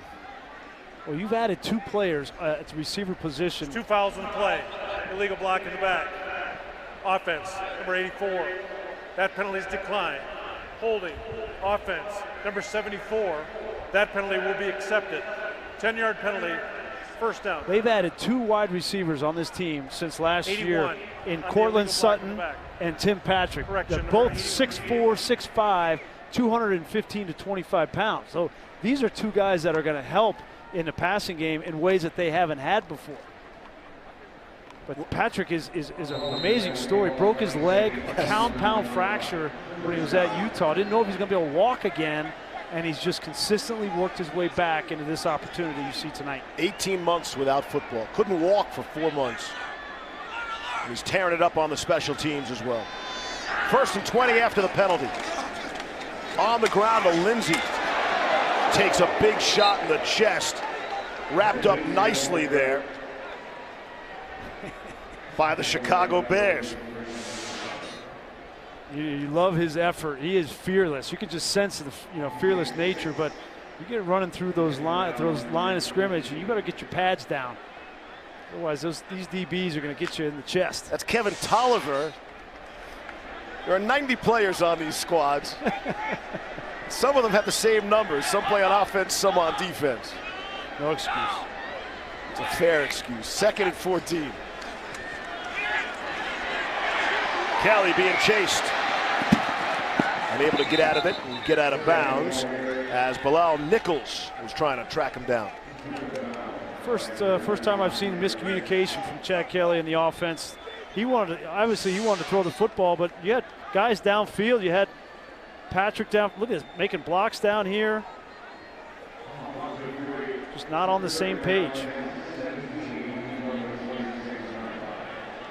That's the tight end, Brian Parker, blocking downfield, never looking for the pass. He thought it was a run play. Kelly so far 4 of 5 for 55 yards.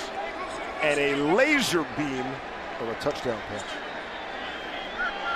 2 to snap it. 1. No way. They get the timeout? I don't think so. Play game. Offense. Number 6. 5-yard penalty. 3rd down. And that's one of the signs of a young, inexperienced quarterback. Yeah, listen, it's not going to look perfect out there. Last week, it looked great. There were some really big splash plays, but he had some mistakes as well, the interception. And you're starting to see one of the areas that he's going to have to work, and it's no surprise, but you have to work on your communication in the huddle, timing at the line of scrimmage, getting out of the huddle so you have time to make audibles. Can't let it get away from him. 3rd and 22. Take the easy one underneath. Able to connect to Jordan Leslie.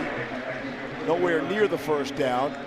Got 14. What a smart play. I mean, that's the only play you had, right? You make the field goal attempt for McManus a little bit shorter. That's your job in that situation.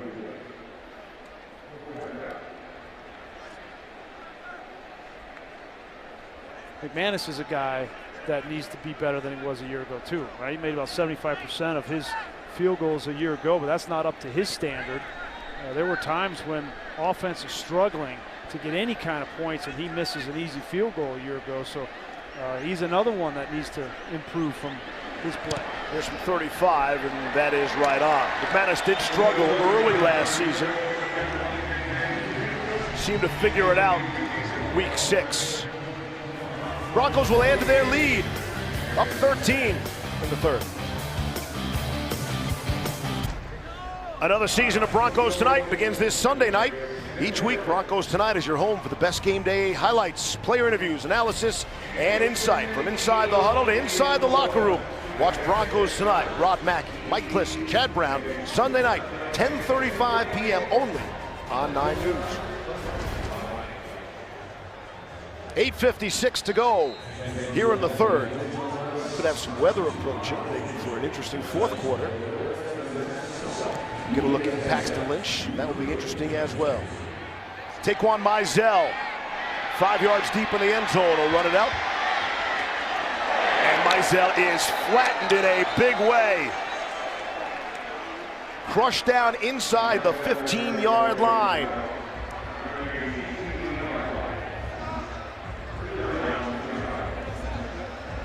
Good shot of Case Keenum and Chad Kelly on the sideline, talking through on the iPad, that last drive. We see a lot of this. Last week we saw Von Miller and Bradley Chubb, which was really nice to see, coaching up the young guys, and that's leadership, right? The leadership on this team. Been really impressed with how they've embraced these young players. That's part of the job, I would think, veteran play, but I don't think everybody does it.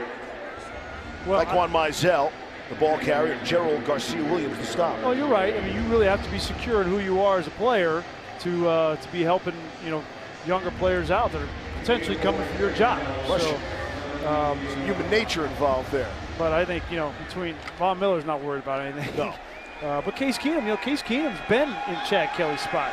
Most of his career, he's had to fight for everything he's got, and nothing's been given to him. And I think he wants to repay that. Here's Chase Daniel.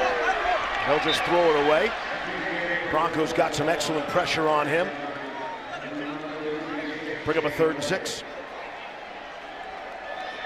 That was Shane Ray trying to chase down Daniel. Ray is on his 2nd brace, I believe, on the left wrist. He will graduate to a 3rd different brace, and that should get him into the regular season. Said the grip is much better. The thumb action is much better, but it's still not where it needs to be and should be. But he's playing through it. Here's 3rd down and 6.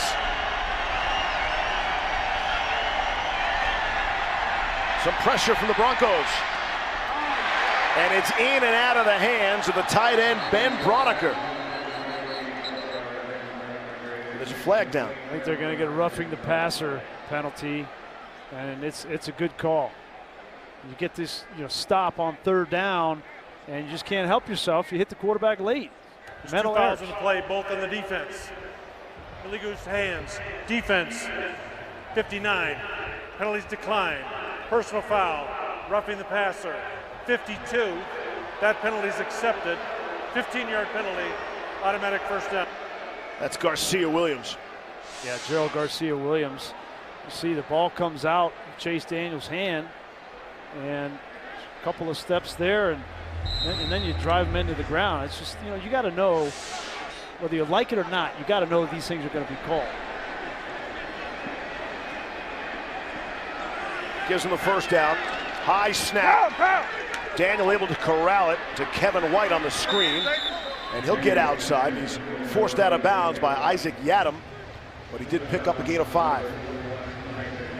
Yadam's playing a lot of football in this game.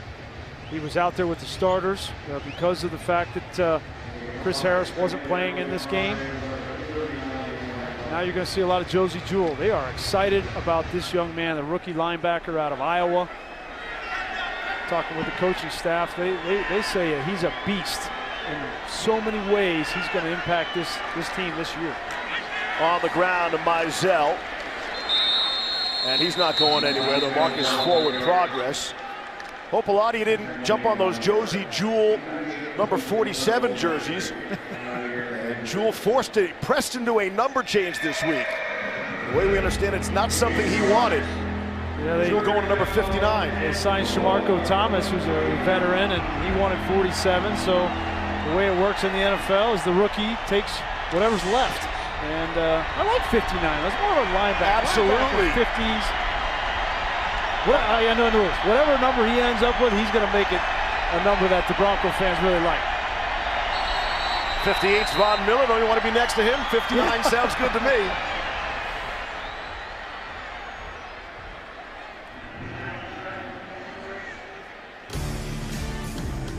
We'll step out. 23-10 Denver.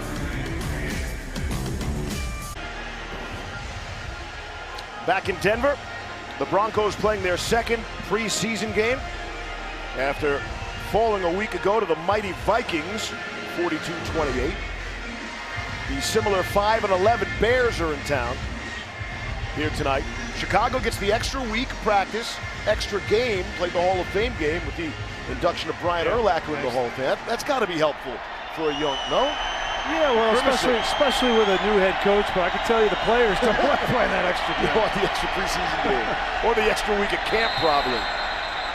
Let's see there. See who moved. Bradley Soel. False start. Offense, number 79. 5-yard penalty. Third down.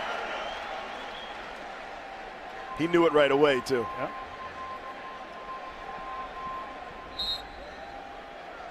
Sewell in the 7th year out of Mississippi. Re-signed for a couple of years, $3 million. As the backup for Charles Leno, left tackle. 3rd and 9. Here's Daniel with someone in his face. The ball flutters and it's dropped. In and out of the hands of the tight end, Daniel Brown. That didn't look good coming out of his hand immediately. But again, he had immediate pressure. Nice rush from DeMarcus Walker. You know, everybody wants to talk about the outside pass rushers, but I think this needs to be an important part of the pass rush for Denver this season. Just a little ET stunt. The end comes first and then the tackle wraps around. That's why they call it ET. And he puts pressure on Chase Daniel just enough to force the inaccurate throw. Get this, first Bears punt of the night. Pat O'Donnell. And rocked, and there come the flags flying immediately. Isaiah McKenzie took the brunt of that.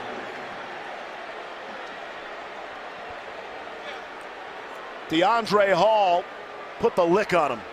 He signaled for the fair catch very clearly, and Hall was running right at him. He clearly saw that. Take a listen. That's dangerous. You want to talk about safety of players. That's going to be a personal foul, but that's a very dangerous play because as soon as McKenzie calls for the fair catch, he's not expecting to get hit. His whole body's relaxed. Good job by McKenzie to hang on to the football, too. Unnecessary roughness, number 32. 15-yard penalty. First down. Boy, lucky that he didn't duck his head because that would have been an ejection. Those are the kinds of things, you know, there's clearly there's the helmet rule, but there's also ejection rules as well. And if you're taking aim at a guy and ducking your head and your body's in that linear position with your back flat and you're spearing a guy, that's where guys are going to begin to get ejected from games. McKenzie will go to the medical pop-up tent. The Danny Trevathan hit last year on Devontae Adams of Green Bay. That was the poster child for what will be an ejection from New York this season. D'Angelo Henderson in the backfield. And he'll take the handoff on the inside from Chad Kelly. Down the rod. Steve, thank you. Here with Domata Petco, and I was talking to Justin Simmons about it at half. You guys look far different this week than last week. I know Joe Woods had commented, said, I was a little disappointed but not discouraged. We see why now. Yeah, man, I felt like we started way faster this week. Really got in it really quick and got after them. Had a nice little stop here, and they missed a field goal. And then had them backed up here, got another little stop there. So felt really good today, man. We still got a lot to do, but felt good to get back out there and watch some of the guys make some plays. Chubb had a good job, did a good job out there, and our D-line was out there stopping the run. Speaking of the D-line, I heard you wanted to bring the entire D-line here over with you. I don't think Bill Collard would have been a big fan of that. Yeah. Bill Collard is one of the best defensive line coaches in the game. But just like me and Adam, some of the guys are out of the game right now. Not all of us, but yeah, man, it's all about team and it's all about love. That's why I love my group. You got one of the deepest positions on the team too, Domata. Yeah, very deep, and that's what you need to go the distance, man. You got to have no drop-off in the depth, and defensive line is looking really stout, really stacked. How fun is it for you? You said just watching. I mean, you're watching this offense too, and it helps you guys because I know last year you guys got put in a hole several times. It doesn't seem to be happening with that. Chad doing some great things, and then Case doesn't make mistakes. Yeah, man, loving Case. He's a great quarterback. Swaggy Kelly's doing a great job as well, and big shout out to our #1 offense. They went out there. They had a couple good drives there. A drive of 10-play drive, and that really tires out a defense and gives us some time to rest. Very good. Domata, thanks for the time. I appreciate it. Appreciate it, All right, man. Send it back up to you guys.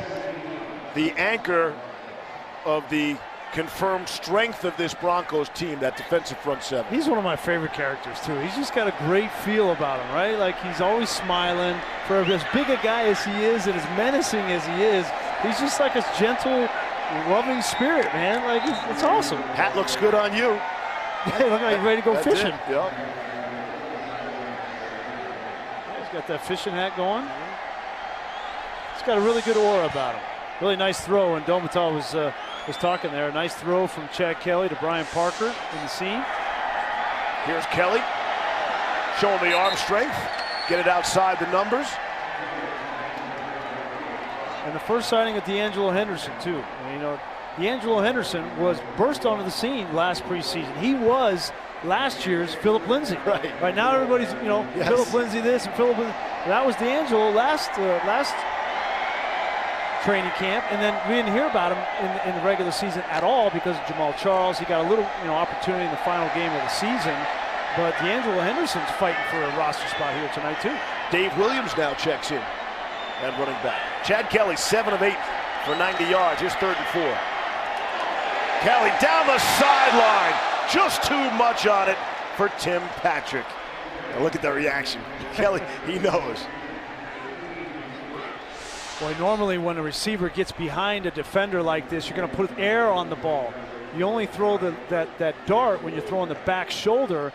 If he puts a little air on this ball and let Tim Patrick run underneath it, that's a touchdown easy, and I think he knows that. But those are the little things. You'll go back and watch the film with Billy Musgrave and say, listen, when he beats a guy, give the ball some air. But I will say this, the bright lights of being number 2 as opposed to number 3, that does not appear to have phased Kelly at all. Nope. Going against the 3s last week, looks just as comfortable against the second-teamers of the Bears here tonight. Here's King from the 50. See if he can drop it. Nope, fool with a touchback. There'll be no dancing after that. He knows he was close, too, to making a big play. As our kids trade swimsuits for backpacks and head back to school, may surprise you to know that basic school supplies for the average Colorado elementary school student can cost more than $150. So team up with 9 News to help get stuff for students. Buy a $5 or $10 box of school supplies at any Front Range King Soopers or bring your donation to any Larry H. Miller car dealership through the month of August. Stuff for students all month long. Let's help the kids out, people. Here are the Bears now. 3 minutes to go here in the 3rd quarter. Able to complete to Daniel Brown. Zaire Anderson on the coverage. It's a gain of 11 on the play. Zaire Anderson playing his zone coverage back there, and he's really good. He's a really good special teams player. But where he needs to improve and make this team is he's not the biggest guys. Is run defense, and been good in the passing game, but the run defense has been his weakness. Here's Mizell, the ball carrier, just past the 35. Bit of a skirmish, some after the whistle action. It's a gain of 5. What do you think of joint practices? I know people have different opinions on that. We saw the Jets and Redskins in Virginia this week. Yep. They had some real brawls spilling into the crowd at some point. Yeah. People seem to cool down here for the Broncos and the Bears. A lot of that Jets Washington thing was because of Terrell Pryor. They were jabbing back and forth, and DJ Swearinger is a known talker. So that's kind of the anomaly. I think they're really helpful for both teams. I really do. You get a lot of work done. You get situational work done. You can run 2 fields at once. Right. You got your offense against their defense and vice versa. So get a lot of work done. Coaches like Vance Joseph sometimes will say those practices are more valuable even than the games. So what's the downside to it then? Why would teams not want to get involved? Maybe it's hard to find a dance partner. Yeah. I mean, I think you have to have a relationship, coach to coach. I think that's where it starts. And you know, the downside is you can get heated and you can expose yourself to a little more injury.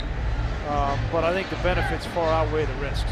Von Joseph this week talked about finding the snakes in our defense, and that only happens when going up against another team. Yeah, he was talking about snakes in the scheme, right? That's I think the term that he used, and you know, you don't find that until you go up against a different offense that's game planning against you, and that's a benefit. Out of the timeout. Long pass down the sideline, nearly a miraculous catch by Taquan Mizell. Nice coverage by Jordan Moore, first-year player, the University of Texas San Antonio. He's getting an extended look tonight with the injuries at safety, and he gets out on the edge, lined up against a running back, and pretty good coverage in man-to-man for a big safety. 3rd and 5 upcoming.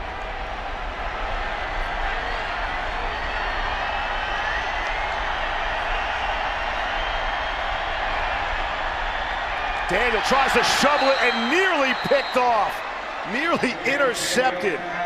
Gerald Garcia Williams knows he had that football.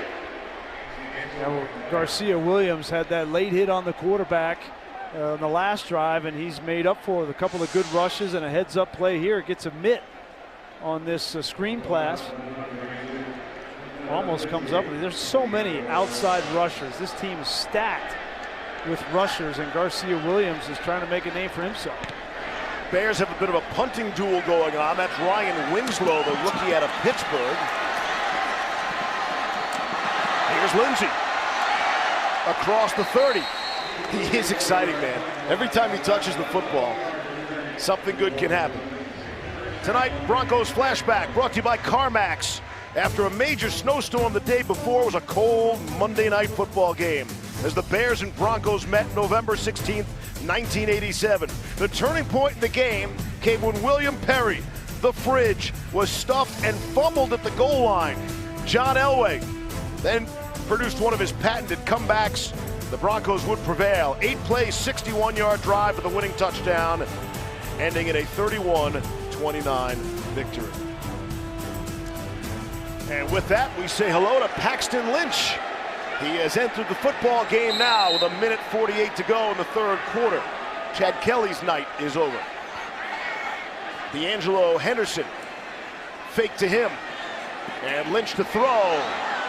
And it's off the fingertips. Tim Patrick couldn't pull it off the turf.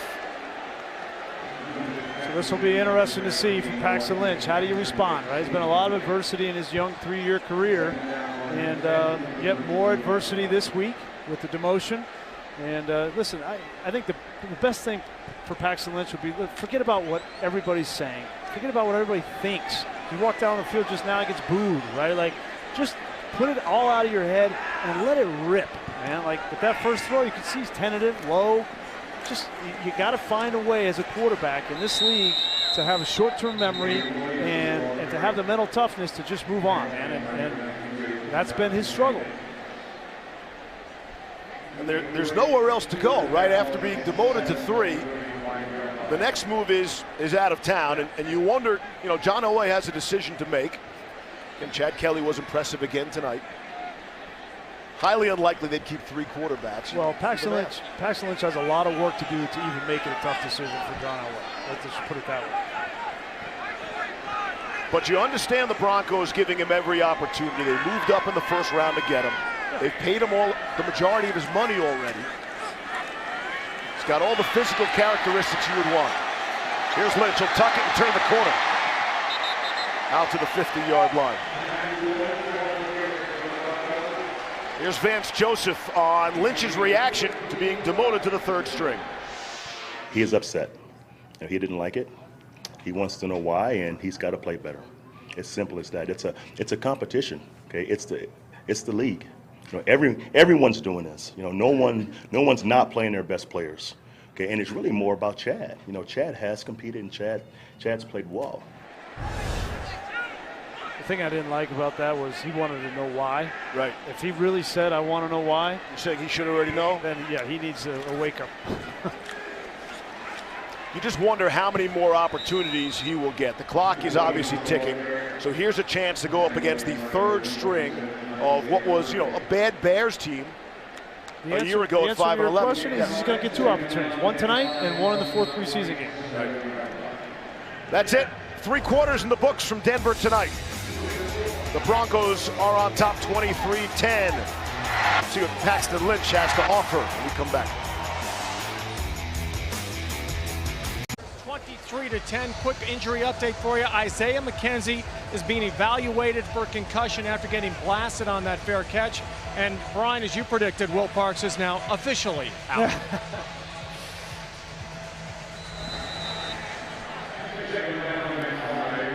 These preseason games are so tough, right?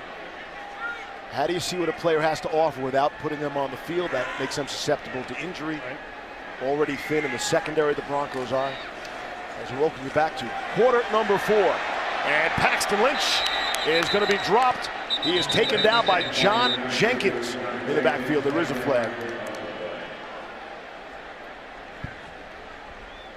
Holding, defense, number 97, 5-yard penalty, automatic, first down. Let me ask you one more thing, Grease, about Paxton Lynch. You said 2 more chances, so here's one of them tonight, and then you said this in the 4th game. Yeah. So there's no doubt in your mind he makes it to the 4th game, right? Well, you know, I'm not saying that. I'm not saying that. I mean, I think there could be a situation where, you know, John Elway goes out and says, listen, I got to bring in a veteran quarterback. And he said that this week, John Elway said, we're going to get through this game, yep, and then we're going to evaluate. Yep. And now you see, you know, John there, and that's Gary Kubiak right over his left shoulder. And those 2 guys are going to work in tandem, right? They are long-time confidants, and they're going to come up with a plan at backup quarterback. Be interested to see if you ask them this week, you know, how comfortable they are with Chad Kelly and the way that he played tonight. Did he take a further step in the right direction? And what's their level of comfort with him being the guy? Because you have to be comfortable with your backup quarterback being the guy. Those around the country who are wondering, hey, what about, you know, Colin Kaepernick is out there. John Elway made that very clear this week here in Denver that Kaepernick is not an option. He cited 2016 that Elway had offered a contract to Kaepernick. It was a hefty haircut in terms of a salary, and Kaepernick declined that. No trade could be worked out, and Elway said he hasn't thought about Kaepernick again. That was the opportunity to come to Denver, and Kaepernick didn't want that. Yep. John Elway's words this week. It was also interesting. You know, they tried to get Case Keenum here as well, and it couldn't work out a deal with the LA Rams. And just think if that deal would have gone through. You never draft Paxton Lynch. You know, you don't have Mark Sanchez. That experiment, the Trevor Siemian thing never happened. Just like that's how close these things happen in the NFL, and entire franchises turn on these decisions.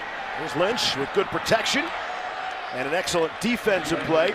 That ball batted away. Joel Buniwe able to make the stop. They call him Iggy. I'm glad you had a chance to say that, guys. I've been practicing all day, brother. All day. Well done. Although nobody would know if you mispronounce it because we don't know how to pronounce his name. A lot of people know that one. Okay. Marquette King is on. This will be his 3rd punt. He's got a 44-yard average. He did drop 1 inside the 20. Put him back at the 5. Actually led to the safety early on. King looked like he was angling this one. And it is caught at the 5. No fair catch. Cravon LeBlanc trying to make something out of nothing. And it's Lindsey on the special teams. And there's Marquette King showing off some of that famous personality. We'll be right back.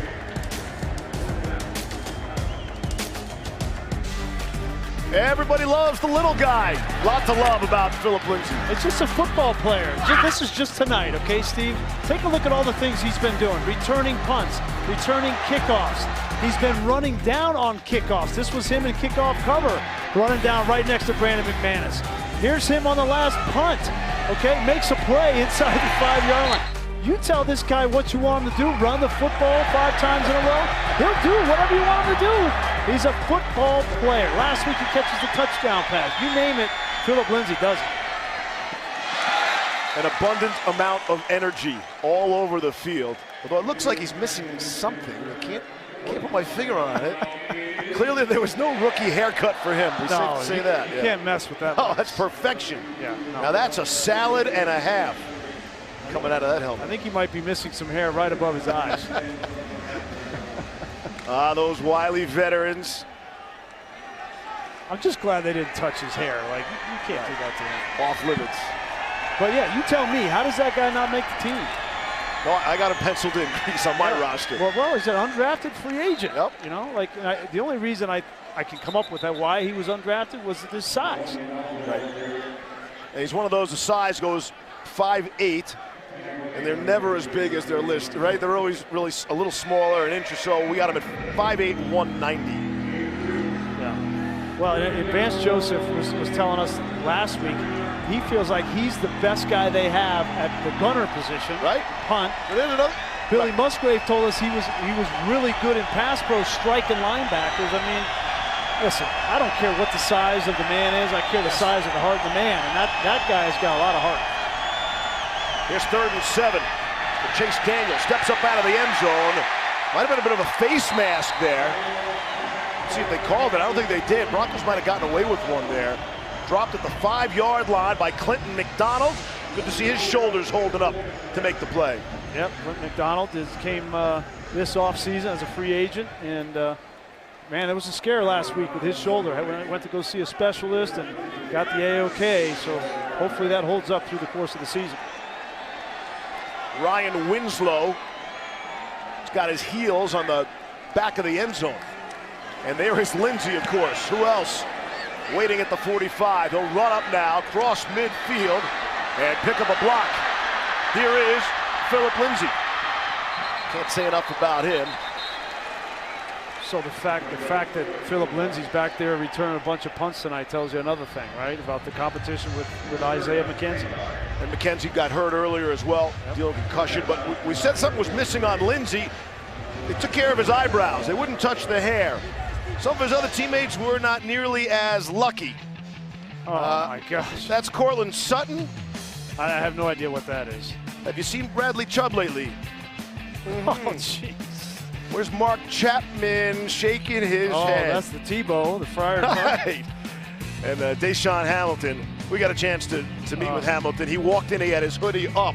Not just on, he had the hoodie up. We're like, what's up? And then he pulled it down and revealed that. So they should also thank Emmanuel Sanders for putting it on his Twitter account, posting it for everybody to see. D'Angelo Henderson out of the backfield. Now, I think that's all in good fun. You got an issue with that? Well, it's not my hair. Yeah, clearly. You know what? No, I'm not a big fan of this, to be totally honest with you. And I understand, look, hazing has gone back so far in football. Everybody had their way of doing things. I just think that this is a demeaning way to treat. Those are men. Those aren't boys, okay? They're not in high school and college. Right. These are men fighting for their life to make a team, okay? And by the way, you're going to need these guys. Emmanuel Sanders is going to need Deshaun Hamilton. He's going to need Cortland Sutton. And to treat him like that, I just think it adds a little bit of divisiveness that you don't need. So the hazing word is too strong in this case. I mean, they've just about outlawed hazing everywhere, fraternities. It's, you know, colleges, fraternities, all sorts of sports teams, right? But this, to me, seems sort of harmless and fun. You got to do something to them. make them earn their spot in the locker room, not on the field, but in the locker room. Well, absolutely. And what is typically done is you take out your position group to dinner, and you pay for the whole dinner. And it could be $10,000, $15,000 dinner. That's traditionally what it's been, and I think that's the right thing to do. But demeaning people, here's all I need to say. Yeah. Here's all I need to say. Yeah. Von Miller doesn't like it. Peyton Manning didn't like it. Yep. Okay, like the two best leaders in this organization in the last 10 years. So what else do you need to know? Let's check out Rod's hair. Rod? All right, Steve, Brian, thank you very much. Oh. When you were a rookie, they didn't touch the hair, right? They got eyebrows. Yeah, I got my eyebrows. They say my eyebrows off, but they back now. So How long did it take to come back? Probably like a month. Woo. Yeah, it's a long time. Did you make the right call, though, and go eyebrows instead of hair? Yeah, I love my hair. I got to keep that. Okay. Back to football. A lot expected of you this season. Akib's gone. Everyone's kind of always called you a number one guy, a starter, because you're in there all the time and stuff. You put more pressure on yourself this season, Bradley? Yeah, every year I want to get better, and last year was my best year. So really, I'm just focused on getting better and playing better than I was last year. So every year you got to improve. Coaches have talked about this defense is kind of made to play with the lead. Domitage has talked about how much better it is to have Case on the team now because there's not being mistakes made. You kind of feel the same way, Bradley? Yeah, the name of the game is turnovers, and the less turnovers you have, the more likely you're going to win. So, having a veteran quarterback that makes good decisions is key. Well, concern, Will Parks goes down, Jamal went down last week. That's one thing at this position. You guys can be a little bit thin. Yeah, I was talking to the coaches. I might have to go in, play a little safety, hit a little bit. So I'm open to it. There you go. Anything it takes, right? Yes, sir. All right, Bradley, thank you very much. Appreciate it. All right, guys, we'll send it back up to you. You can see these defensive players are so sensitive to the turnovers from a year ago. Yeah, it's on the tip of their tongue. Defensive players are defensive. So is that with -17 ratio from a year ago? Well, this was a top 5 defense against the rush and the pass, but they were 24th in scoring defense because they were always in terrible position because of the turnovers of the offense. So they have every right to be sensitive. Broncos were -17 last year, the second worst turnover ratio. Only 3 teams in the NFL had more interceptions than touchdowns last season. And those other 2 teams were Cleveland and Tennessee. Yeah. So it's not hard to win football. It's impossible to win football games with a huge minus in the turnover ratio department. 3rd and 11. With Paxton Lynch calling signals. Doesn't feel the pressure, and he will be swallowed up. Kasim Enabali coming on the sack, and that time Lynch had some time. Yeah, and this is Billy Turner, the right tackle, 77. He just whiffs on Edebale. And, Billy Turner, he's going to be the swing tackle by all intents and purposes. So that is not a good sign for his prospects, and being the main backup to Garrett Bowles on the left side and to Jared Beldier on the right side. I think Billy Turner is more suited to play guard, to be totally honest with you, than tackle. But he's had to be out there because they just don't have a really good option as a backup tackle. There's Marquette King just inside the 50. Trying to knock that out of bounds. And it'll go for a touchback. Kreider runs in there saying hit the pylon. King is appealing his case as well. Sign him up.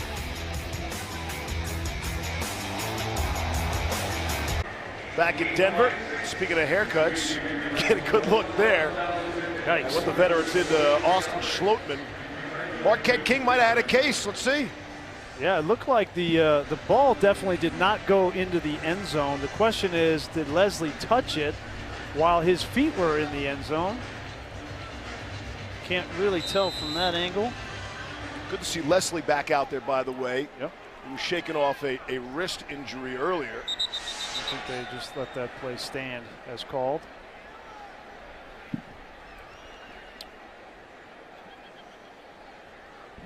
Please correct the game clock to 8:34. 8:34 on the game clock, please. Game clock is corrected to 8:34. Here in the 4th, Chase Daniel still in there, backing up the starter, Mitchell Trubisky. And he will put it on the ground. Ryan Nall. The Bears will look to continue. So I think the people want to know, did somebody give you a bad haircut at one point? Was there back in hazing in your day, or no, something you can share with? Well, back then they used to tape you to the goalpost, right? And then they pour the powder on you, and then they dump the ice bucket on you. I mean, so that's demeaning too, then. Yeah, it's not permanent though. The hair's gonna grow back. Well, it takes a while. Permanent. It takes a while. I like the only thing I would say is they did show a little bit of discretion, right? If a guy has a lot of hair, you know, like Bradley Roby or Philip Lindsay, don't touch that, you know, like if it's.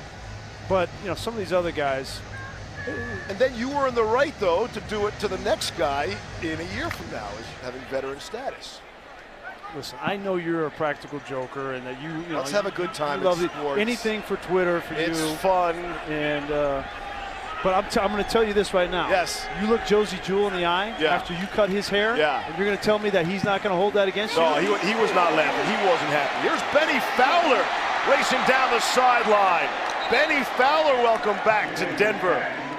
A Bronco for 48 effective games.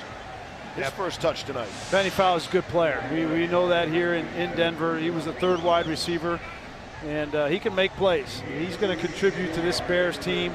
They got a lot of players at the wide receiver position, but I think Benny Fowler makes their team.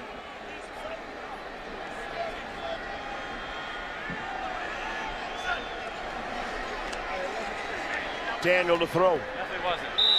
And able to complete to Javon Wims, the rookie out of Georgia. Well, it looked like Marcus Rios was guarding Wims there, and he came up limping at the end of that play, and now he came off the field, number 38. Boy, and you're starting to see now they're starting to drop in the secondary, and you start to wonder, these guys are playing a lot of snaps, and you're starting to see hamstrings with DeMonte Thomas, hamstring with Jamal Carter. And the joint practices this week, 2 days in the heat. Now meeting again here tonight under the bright lights. Daniel able to fire it in there to Tanner Gentry. His first catch of the night. First-year player out of Wyoming. Trying to get a look at some people.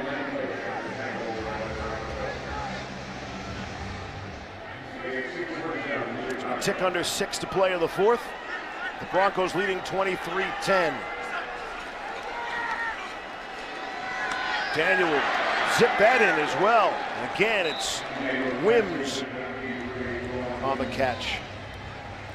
Good get for a gain of 13. How about the value of winning one of these games? I know people don't care about the final score, but to me, winning this game would give an extra boost for the Broncos tonight. Yeah, I mean, it always feels good, but they won every single one. They were 4-0 last year. Did you realize you said that and you knew I was going to say that? Not till you brought it up, no. Yes, 4-0, and it started 3-1 in the regular season. And then the floor dropped out. Here's C.J. Smith, really nice there. In a good position, head back, and almost came up with that interception. C.J. Smith has been a little bit of a pleasant surprise in training camp. He's competing as well with Brendan Langley and Isaac Yadam for that corner position. Guy who spent 20 weeks on the practice squad with both Philadelphia and Cleveland. Everybody else moved and he's never snapped the football. That means the center forgot the snap count. Whoops.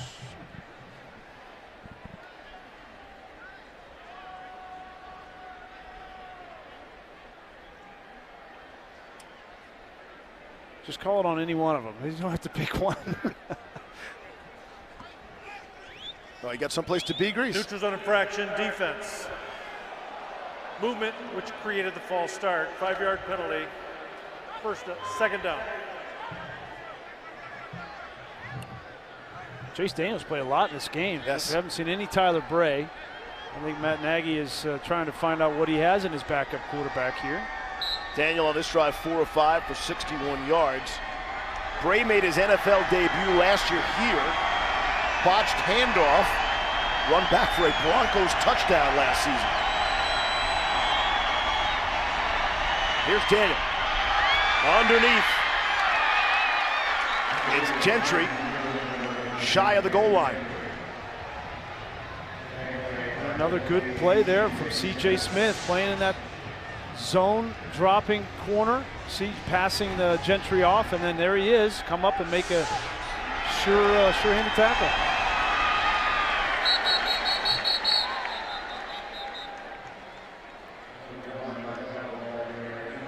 Gentry's got some local roots here. Field at the snap, half the distance to the goal. First down. Product of Grandview High School, so he's familiar with these parts and probably has some friends and family in attendance. Went to Wyoming, just up the interstate. We actually did one of his games, the championship game. We played San Diego State. Yeah. And he caught a lot of balls from Josh Allen up there in Wyoming. It's rather frigid that night, as I recall. Had a really good opener. Cowboy country. McShay's not laughing about it wherever he is. Here's first and goal for the Bears now.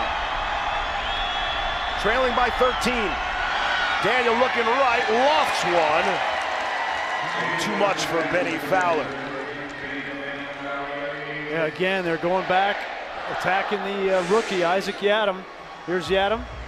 He gets beat bad off the line of scrimmage. I mean, listen, a rookie corner in the NFL, you're going to look bad from time to time, you know. But the coaching staff, you talk to Vance Joseph, you talk to Joe Wood, they are really excited about Isaac Yadam. They thought he played well last week.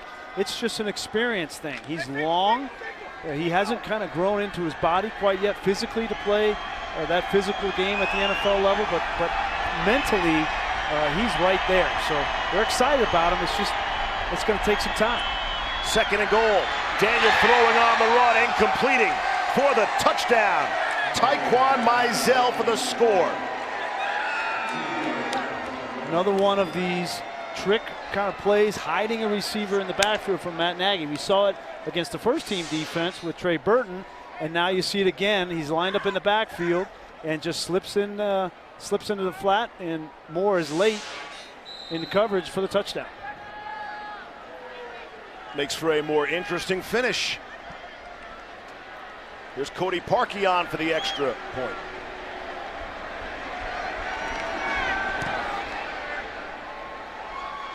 And it's a one-score game. 4:38 to go here in the fourth quarter. Broncos have been comfortable all night. All of a sudden, maybe some 4-minute offense. Here's great news for the Broncos. That's Isaiah McKenzie back deep, getting ready to return a kick. Obviously cleared concussion protocol from earlier in the game. Yep. It's a welcome sight for the Broncos and their fans. Cody Parkey will put it on a tee. 4.5 to play. And the Broncos up by 6. Denver to get the football.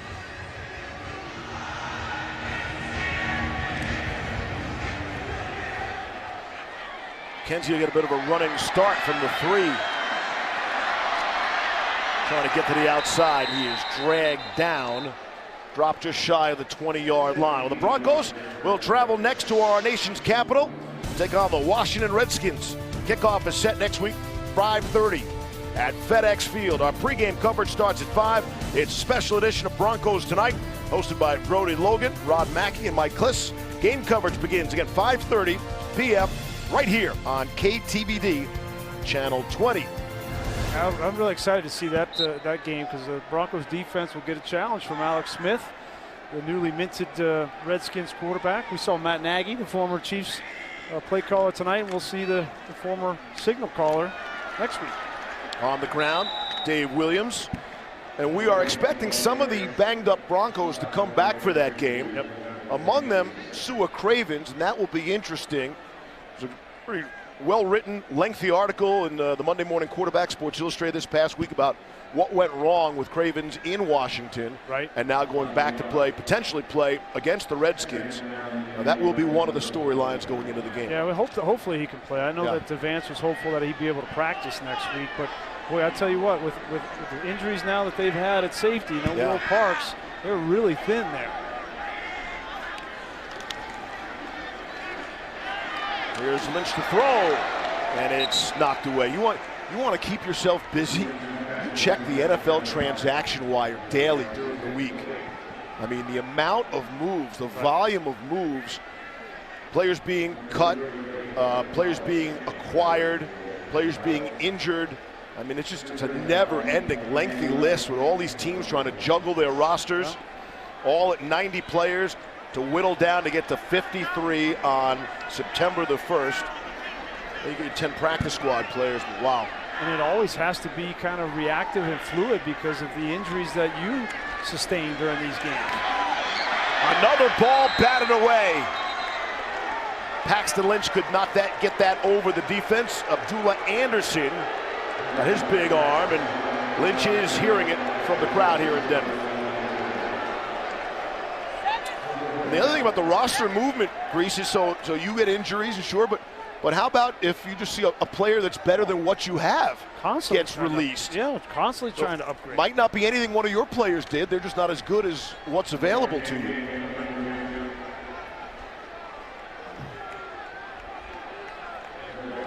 Fifth punt of the night. King will boot it away from his 10. Trayvon LeBlanc will let it bounce. And it takes a big Broncos bounce. Mentioned all the moves around the NFL. I mean, this is just the Broncos moves, and this is just 3 days.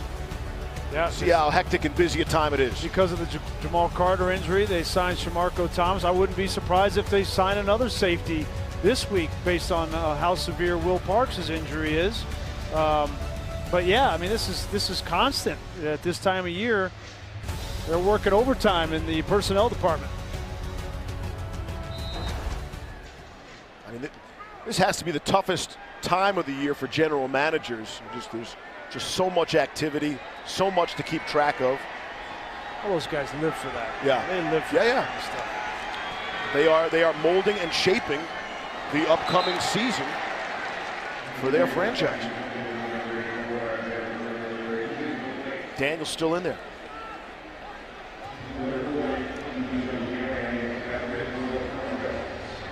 Oh yeah, you hear it. People say it all the time. It's cliche that you're not just auditioning for your team, but 31 other teams. But it's so true. I mean, every film is out there, and every personnel guy is responsible for their number of teams to evaluate the players on those teams at areas of need for their team. And so every player and every snap of these games is being evaluated by those personnel staffs. And to me, the real compliment is, when you have a really good team, is when you're cutting NFL players. Yeah. Guys who are going to play in the league elsewhere. And, Joe Woods talked about that. The Broncos are so strong in that defensive front seven, not everyone can stay. And these guys who the Broncos will just kiss off really for nothing are going to play in the league someplace else. Prior to pass, illegal contact defense, number 30.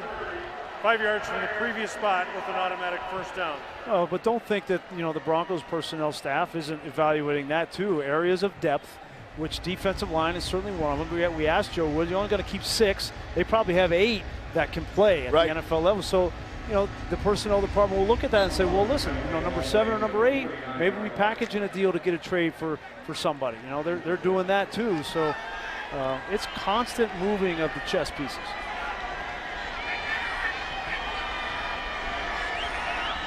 12th penalty on the Broncos. Accepted penalty, I should point out. It's Mizell who's getting the bulk of the work here tonight for Chicago as we approach 3 minutes to play here in the fourth.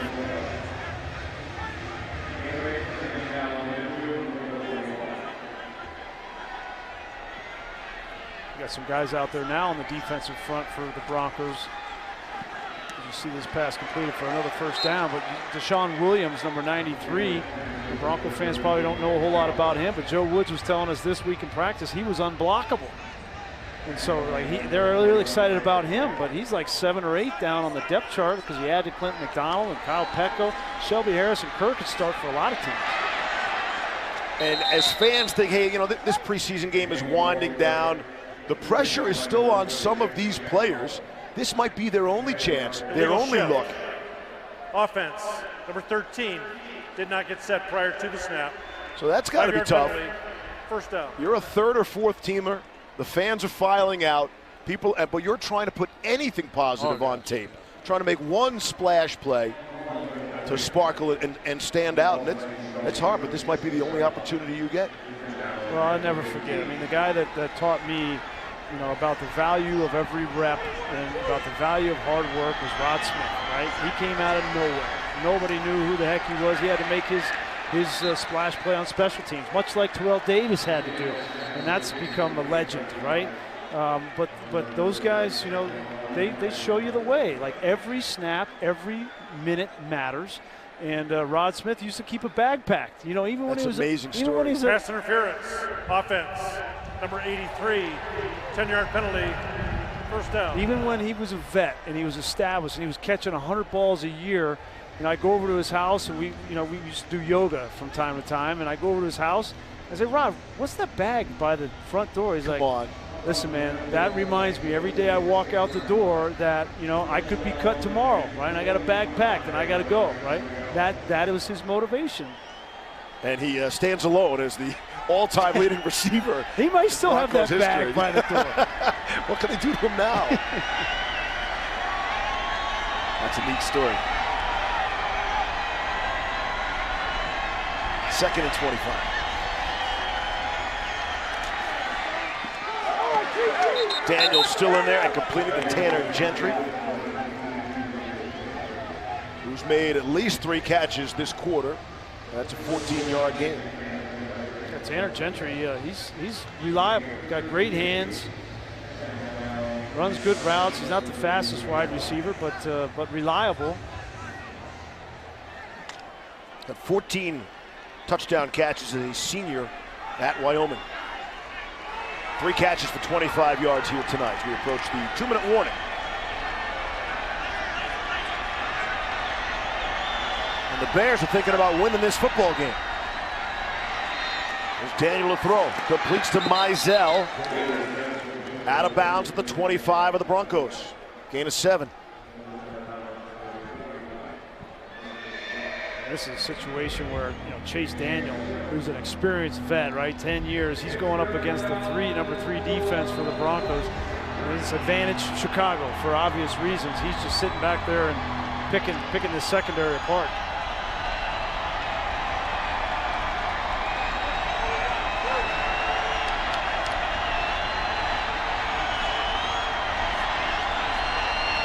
Those that are here are making some noise. Daniel again it's Mizell out of the backfield. First down yardage, stops the clock, gain of 6. Slow but sure. Make these, get this first down, get out of bounds.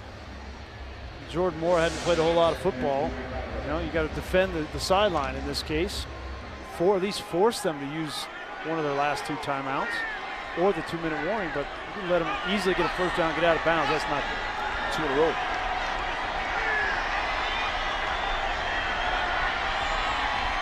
From the 20.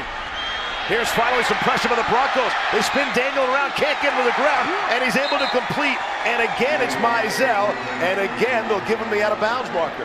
Boy, Joe Jones, the linebacker, had it dead to rights. Chase Daniel just wasn't able to get him on the ground. He came free right up the middle. You got to finish that play. I mean, that's, sack, potential fumble, put him in a behind the sticks. But Chase Daniel doesn't lose his cool. I think the running back gave up on the play and says, oh, here comes the ball. Broncos were 22nd in sacks last season after being in the top 5 in both 2015 and 2016. Ryan Nall, the ball carrier. And that's a direct result of the way teams decided to play against the Broncos. Very conservative. That'll take us down to the 2-minute warning.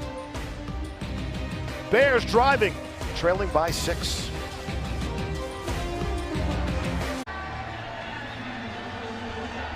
Out of the 2-minute warning, Steve Levy along with Brian Greasy and Rod Mackey. The Bears at the Denver 12, trailing by 6. Been a rather effective drive for Chicago down the field against the 13 Broncos defense.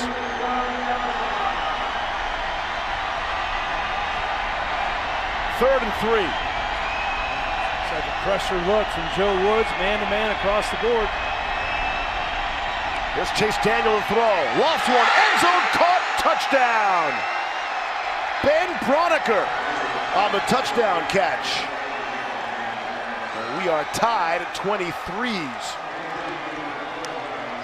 You had a lot of young players in the secondary out there, and they finally picked on the rookie linebacker Keyshawn Bierria out of Washington. And you just had the sense there with a quarterback as experienced as Chase Daniel is, that he was going to find a matchup and exploit it. There's Cody Parkey on for the extra point. I appreciate the sentiment, but for the lead. And just like that, the Bears grab it with 1:53 left to play. Chicago by 1. Opportunity here for Paxton Lynch. Absolutely. You know, I mean, in a big spot. All you need is a field goal. You got all 2 timeouts, and plenty of time on the clock. You just need to get into around the 35-yard line. Brandon McManus got a big leg, so take advantage of the opportunity. It's there for you. And here is a chance, as you said earlier, to let it go, let it all hang out here. You know, really, at this point, what is the downside? Well, you got nothing to lose. And if I'm Billy Musgrave, that's what I'm telling him right now. And that's Mike Sullivan, the quarterback coach in his ear right there, who's been really a godsend for all 3 of these quarterbacks. All 3 of them have wonderful things to say about Sullivan. So that's exactly what I would be telling him. So look, kid, man, put all this negativity out of your mind. You got a chance to go out here and play the game you love. Let it rip, dude. Don't second guess yourself. Don't hesitate. If it's there, take it. Vance Joseph with some words of encouragement as well. Brandon Langley go for the touchback, bring it out to the 25, and here's Rod. Guys, we got to give a shout out to the Denver Outlaws. They beat Dallas tonight 16-12 to win the Outdoor Lacrosse Championship. It's actually their second one in the last 3 years, their third in the last 5 years, and that makes 7 championships for Pat Bowen-owned franchises. 3 from the Outlaws, 3 for the Broncos, and 1 for the Colorado Crush. Back to you. Wow. All right. That's pretty awesome. Speaking of Pat Bowlen, big week upcoming for him. I think he gets the nod, by the way. Hall of Fame, well, it's long overdue.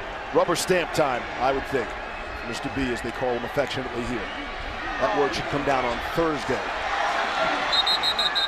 Isaiah McKenzie from Paxton Lynch. There is a flag down. It's a gain of 8 if it stands. Yeah, I think this is going to go against the Bears in the secondary. illegal contact, defense number 46, 5-yard penalty, automatic first down. So a good start for Paxton Lynch. Takes the under route to Isaiah McKenzie, gets good yardage, stops the clock on a penalty, and gets a first down. I mean, that's as good as you can do in the 2-minute drill. The wind starts to whip up a little bit here in the stadium.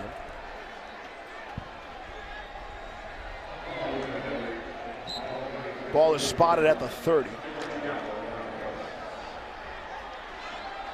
If I'm Paxton, I'm finding Isaiah McKenzie. He's the most dynamic player out there on the field right now. He's lined up in the slot.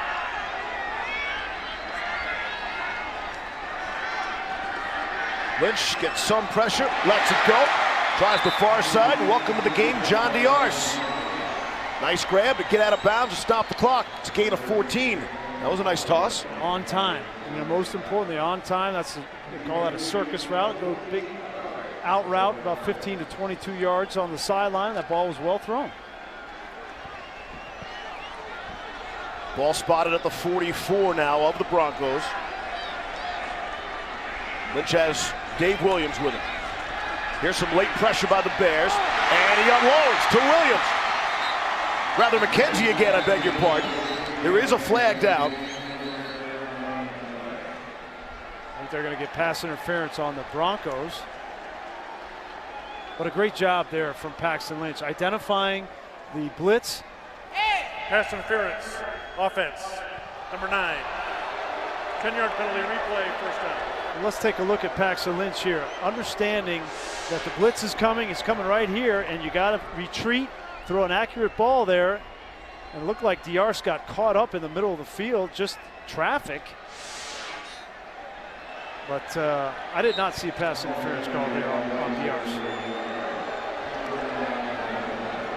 And those penalties can be drive killers. Let's see how Lynch responds. Pushed all the way back to the 34. Run. And he will, and scamper out of bounds after a gain of a few. Anytime he can run, you know, and especially in a 2-minute drill when they're playing man-to-man coverage, you're going to have some lanes. And the best thing about being able to run athleticism like Paxton has and the speed is he can get to the sideline and get out of bounds and stop the clock. Got 5 yards there. 2nd and 15 at their own 39. Minute 27 on the clock. Denver has 2 timeouts remaining. Only need a field goal. Able to avoid the pressure. Now has all sorts of time to survey the field. And he'll just throw it away.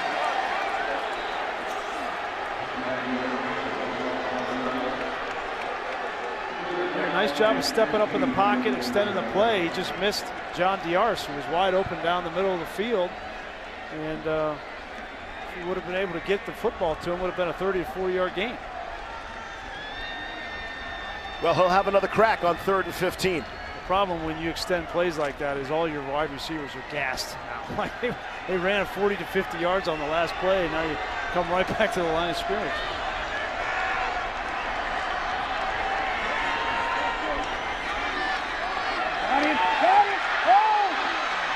Lynch again forced to his left, able to connect to Dave Williams out of the backfield. A flag comes in late, and that will stop the clock with 1:09.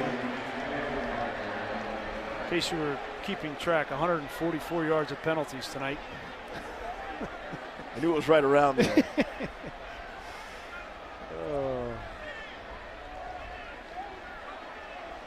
We will not see this in the regular season.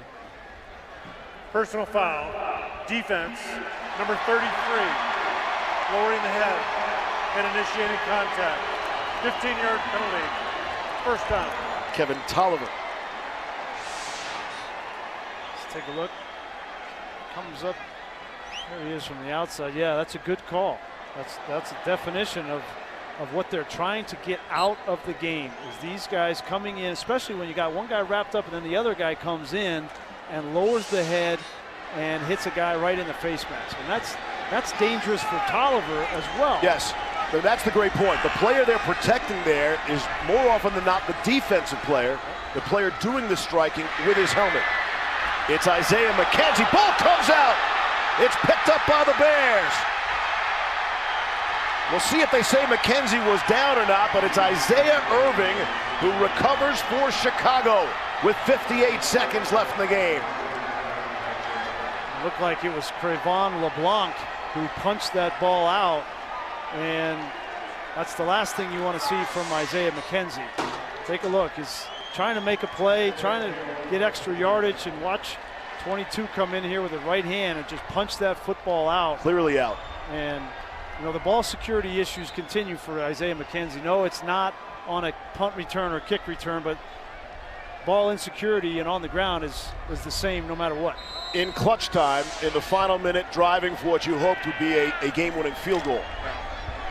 And now the Bears will take over at midfield. Chase Daniel will take a knee.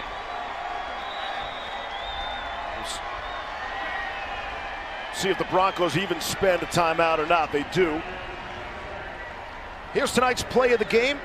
It's brought to you by Comcast Xfinity. A couple of young stars for the Broncos involved. Yeah, certainly both first-year players. And Tim Patrick, we talked a lot about him in camp. His physical nature, 6'5", 210 pounds. And he's been doing this a bunch in practice. It's good to see it carry over to the game, but nice to see two young guys with potentially some bright futures hook up.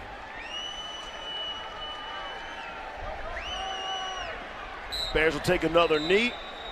Would expect the Broncos would spend that last time out. There it is. And Isaiah McKenzie is on the sideline, and a lot of his teammates coming up and talking with him. Derek Wolfe, DeMata Pecco. There's a lot of them that They know how hard that kid works and what he's been through. And just last week, he was the star of the game. Yeah, 78-yard punt return, electrifying the stadium for the score.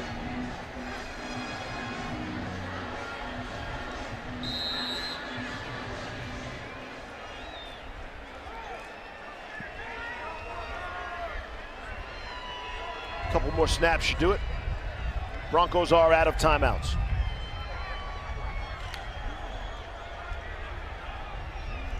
So I asked you earlier how important it would be to win the game for the Broncos. You said it's always nice to win. So the flip side of that, of course, is, you know, is this any kind of concern? Does this take away from any of the good things Denver did tonight? Not with the ones, no.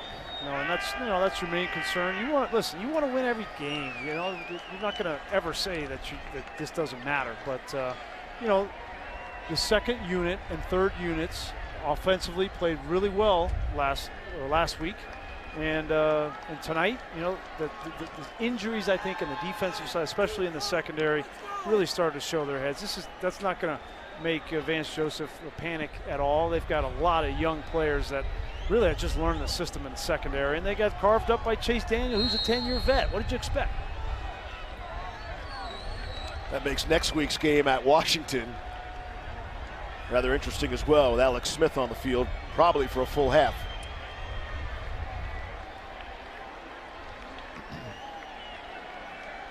Eight seconds to play. Chicago takes their timeout. Why not? You can't take the timeouts with you, Grease. Might as well spend them here. I got no place to be except your couch again. Hey, thanks for the egg breakfast this morning. That was, wow, you put out a spread this morning. I can't believe that you don't know how to cook eggs. I mean, I have failed in the domestic aspect. Eggs. You barely could make the toast. River Crate Crab. Like some French toast tomorrow, if you don't mind. And that will do it. Flags fly, but zeros on the clock.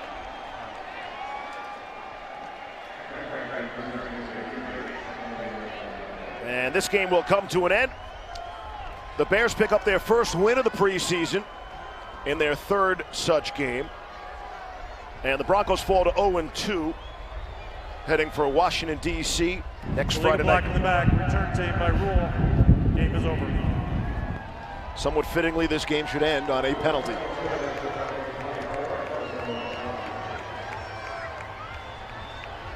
Despite the loss, I imagine that Vance Joseph will be in a much better mood post-game and during this week to come. Things went a whole lot better for the Broncos this week than they did 1 week ago. Chad Kelly had another solid night tonight and made the reads he needed to make, protected the football, and then I thought Bradley Chubb played really well as well.